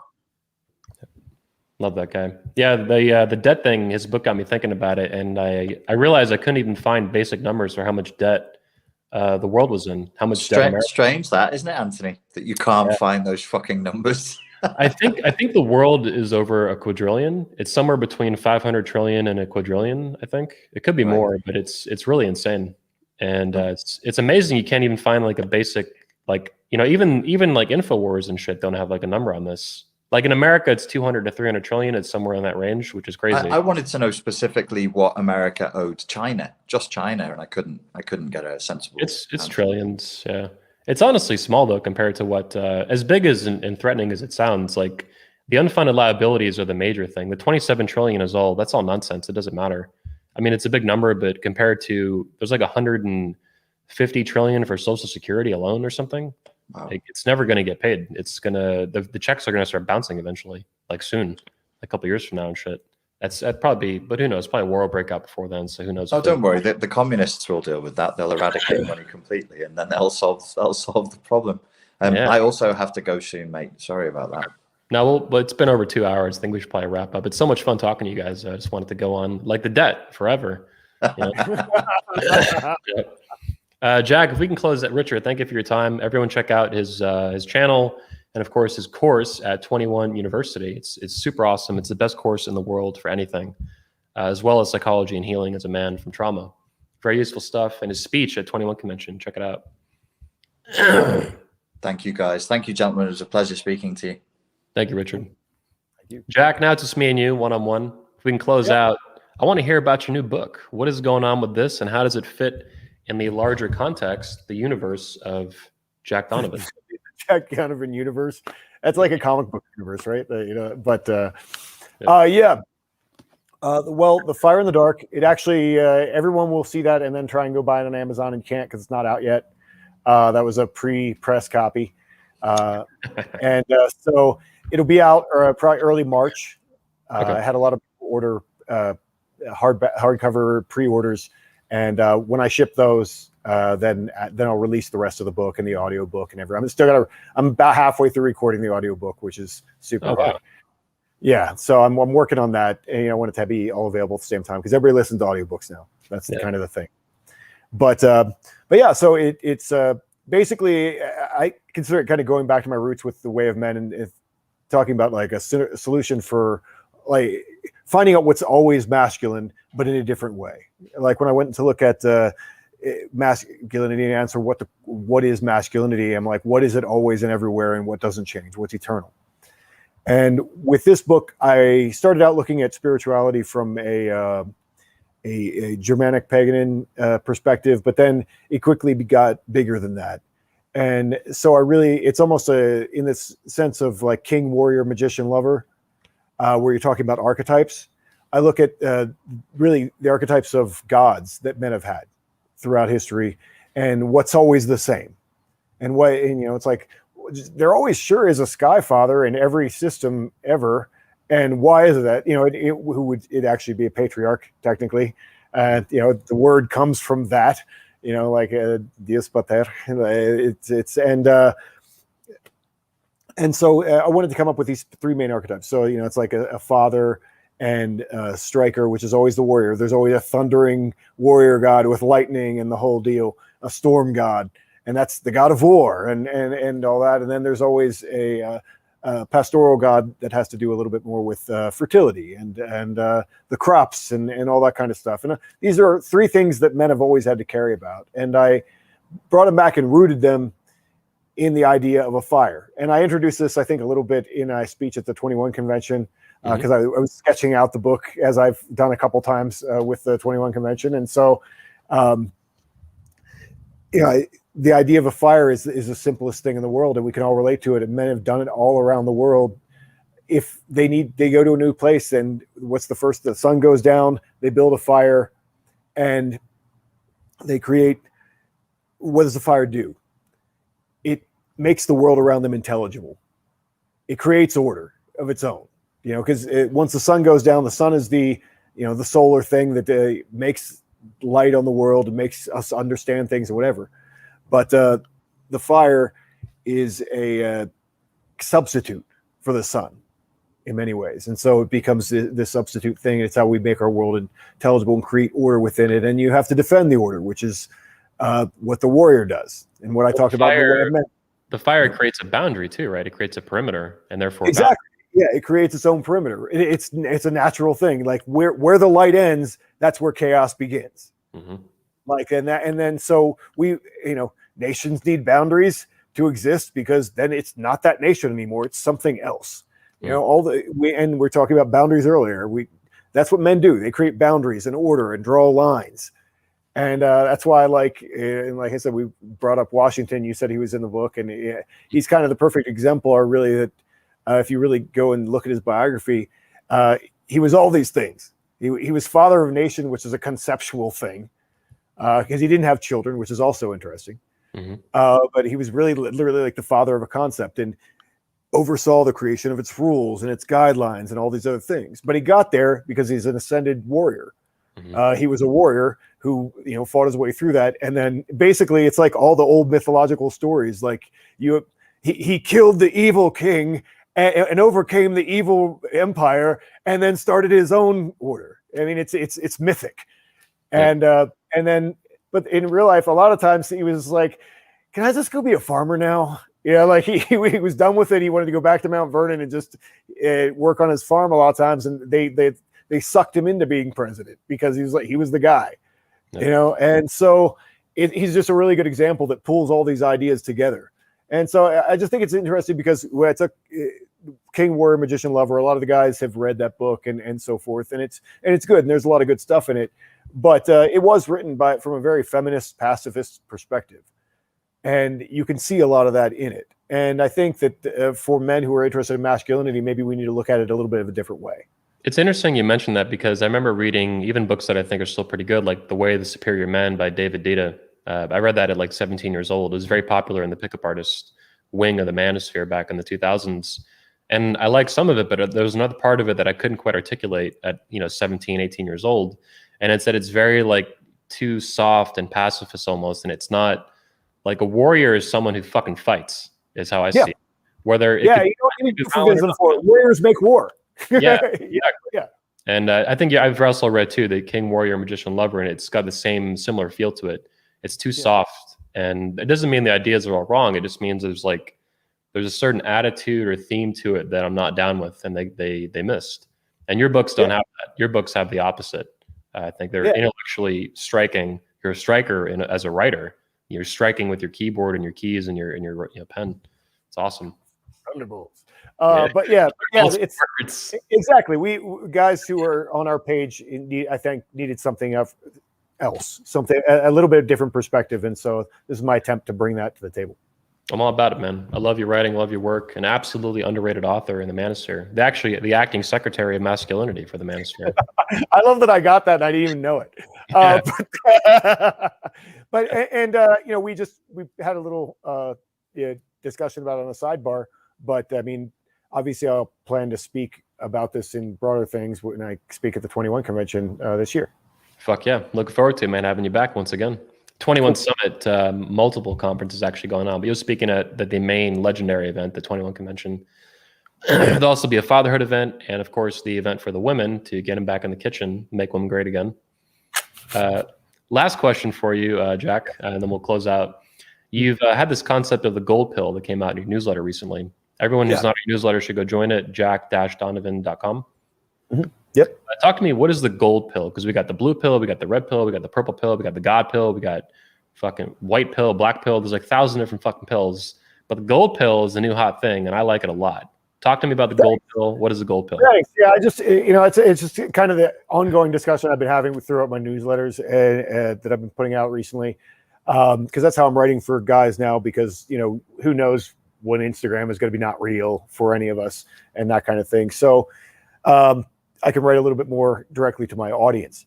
And the gold pill, I got the idea because people are always talking about these golden ages of times when things were better, and that we're in some bad time and some dark age and whatever, and this kind of black pill mentality. And the gold pill is that it's our job to become the men of the golden age. At some point, during the American Revolution, great example. Were we in the dark ages? We're at a dark time. I mean, people were obviously pissed off enough that they fought a long war to change the world. And they had to step up and become the men that now we look back on and be like, wow, that was awesome. Yeah. And so the gold pill is just about this is our job, to go become these guys who other men in future generations will be like, I can't believe those guys did that. That's what needed to be done, and they did it, and they stepped up and got it done. And so it's our job to become those guys, not just cry about how it's not the golden age anymore, because that's what I see so much online, and it's so non-productive. It's like make the golden age. Yeah, that's your job. So these are the things I think about, but I don't articulate them in the way that you do, and I love hearing it, because the feeling, if that's a thing in this sense, like I feel these things, but I'm not an author like you. I'm not thinking about them at the level and the rigor that you are constantly. So I love seeing it and hearing it, because that is how I feel and how I think. It's like the meme, strong, hard times create strong men create good times create weak men. It's this cycle that everyone talks about, and it's not totally inaccurate, but I have a certain frustration with it. And it's like staying on the cycle is its own black pill. Like, why, if you can observe the cycle, you have the ability to change it. And I think the founding fathers and the whole founding generation, the men who fought in the war, and the women and the men who supported them, they changed history. You're right. I don't think that was part of the normal cycle. And that's why the world has changed so much since then. They changed the course of human history, not only American history, but for the whole fucking planet. They changed the cycle. They said no to the cycle, and we're going to up the cycle to a new level. And now it doesn't mean the cycle is completely gone, but they did something about it. And I get the sense that you're of the same opinion about that meme, or similar opinion. Like, I have frustrations with that meme, basically. Yeah. I mean, I think it comes from a poem, because I had to look it up to make sure what I was referencing, as I do. And yeah, I mean, it's a reality, and that is how things work in societies. Obviously, things get too easy. It also reminds me, there's one of my favorite books that I've referenced for years and years and years, is one of those dystopian authors. I'm blanking on the name right now. But Atlas Shrugged? What? Atlas Shrugged? No. It was a book that it was called now I'm blanking on the whole thing. Now I lost the Brave New World. No. It's a less known one. Oh, it's called The Wanting Seed. Okay. It's by Anthony Burgess, the guy who wrote Clockwork Orange. Okay. And it basically was a society where they were moving towards overpopulation, and so they decided to emasculate the men, and basically they had slogans that were like, "It's sapiens to be homo," and basically have all the guys became really effeminate to fit in with the government, because that's what they wanted, because they didn't want them to reproduce. And dudes would have sex with women on the side because that's what they really wanted to do. And but then they'd have a child, and it would be bad because they weren't allowed to have it. And but then that can't last that long. And so society falls apart. It goes in this crazy fascist state, and then that can't last either. And so it goes into a next thing. And I won't spoil the end of the book, but it's an interesting solution that they come up with. But in that, they have a similar idea. He takes it up with Catholic philosophers. There's the Pelagian system, and the Pell phase, and the Gus phase, the Augustan phase. And basically it's in one phase, humanity thinks our natures are really good, and that we'll be kind together if we just allow it. And the other side thinks humanity is naturally evil, and we need to keep tight control of them because they'll get out of control. And in reality, neither of those are actually 100% true, and we're always somewhere in the middle. People are mostly good, but sometimes they're evil, and but there goes through a balance. He has the same thing. It goes through a cycle of phases. We think that people are naturally good, so that we're super nice, and we're kind of in that right now. And then, that's breaking down, and then there's going to be tight authoritarian control, because people are going to get super violent. And then once that's controlled, then it'll go too nice, and it'll go around the circle again. And so there's a lot of cycles like that, and all of them have some use to talk about. But and the one I always talk about, because a lot of my readers like the Kali Yuga, it's like an ancient Hindu thing, which really doesn't reference our society at all. But that there are ages of man, and we're in the downturn where man, all the rules break down and everything falls apart. And it does allow guys to be we were both saying, to get black pilled on it and be well, we're in the end phase. Everything sucks now. That's just how it is. We're in that spot. And I mean, it's like I said, it's our job to fix that. It's not, if you just do that, that's really defeatist and nihilist. And what's the fucking point? It's not an American attitude either. It's not what we were taught by our founding fathers and our founding generation. It's the opposite of what they taught us. It's not a masculine attitude, and it absolves them of agency. Because if you can't do anything about it, then you don't have to. Yeah. And honestly, I think that's what happening with a lot of society right now, is that we're seeing that we're ruled by bad people. We're seeing, that's obvious. I think if you are okay about looking at it, if you would ask me 5 years ago, I'd be like, no, half these guys mean well, they're mean well, but they're wrong. How's that going for you? How's that going? Yeah, I mean, maybe 5 years ago it was true. I don't know, but like right now, no, it's clear. Like they don't actually want to make people healthier. They don't actually want to make the nation stronger. They don't mask all is that are kind of supposed to be right? their job. Yeah. I mean, that is no longer a realistic thing to say.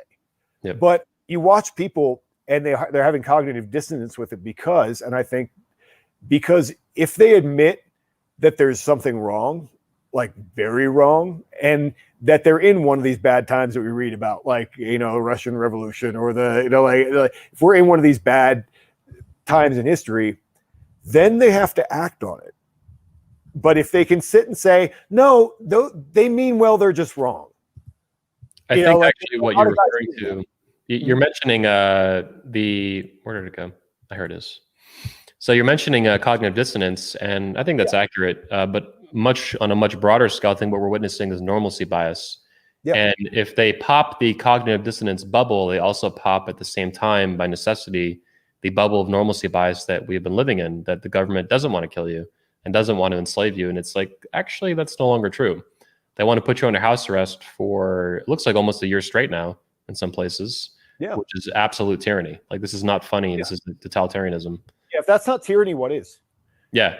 Exactly. Like that's it's like the horror stories we would have looked at in with Nazi Germany or like the Soviet Union or whatever, like papers, please, you don't have to go there. Like all the things that we were raised to be like, Hollywood even was telling us were the bad things that happens, and that's what's been happening, Yeah, and I think it's popping this bubble though is very scary for people. I think it's kind of what you're getting at. It's a very scary thing to say, no, like the governor of my state is actually evil. Someone's controlling them, pushing them, influencing them, or they're just a piece of shit.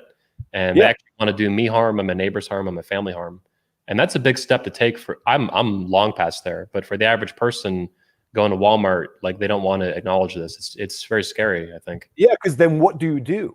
That implies, that demands action, because now if demands masculinity is what it demands. Yeah, it demands masculinity, and it demands. It's like if I'm a man and I now admit to myself, if you're living in California, I mean, if you can rationalize that Gavin Newsom is not a horrible human being, that's just obvious and plain. But if he even looks like a villain, he looks like I mean, well, I think I wrote in that piece, like all these people look like. I mean, it's a perfect setup. But yeah, I mean, if you accept the fact that this guy is trying to hurt the people that I love, and he's not just mistaken or making a bad choice, but that he's actively doing something evil that could harm me and my family and all the people that I care about, that demands something from you as a man. And whether, I'm not saying that demands you go out on the street and do whatever, but it demands action, and you have to take steps to move forward, and that becomes a priority then. Yeah. And that's a scary thing. And I don't think people want to deal with that. Yeah. Yeah. Saying no takes effort. You have to open your mouth and you have to think it and say it and speak it in a way that means something. Peaceful protesting, whatever. Yeah. But yeah, it's a scary thing. And it's, it's frustrating to see people not take those steps, but also there's some empathy there. Like they're actually scared.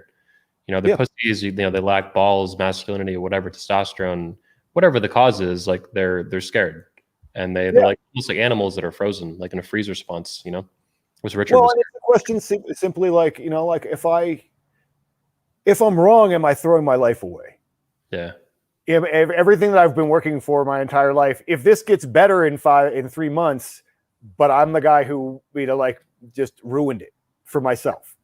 I think, and that's where a lot of people are. They're like, do we really just lift all the restrictions and everything goes back to normal in spring? Because if that's cool, then we're good. like that we're cool. And they're waiting to see how bad if there's an end. Because once people realize that there's not an end, then the scenario becomes different. But right now, there's still a plausible end for a lot of people. Like I said, I live where we're basically living normal life. Like nothing bad. Like the economy's fine, everything's fine. I live in Florida. Like I'm going to go to the beach tomorrow, probably. Like even at peak COVID hysteria, Floridians were, guess what? Still at the fucking beach.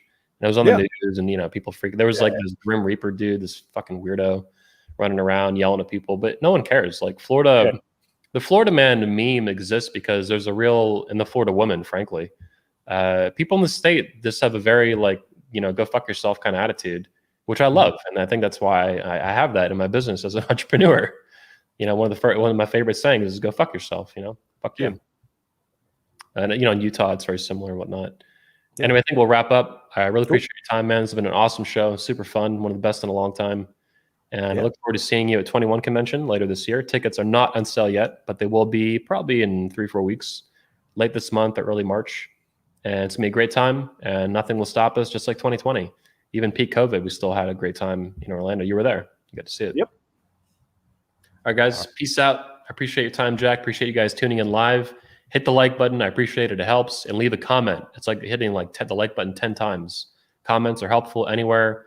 Share it. And there's also the links in the description to the books and the websites for the speakers.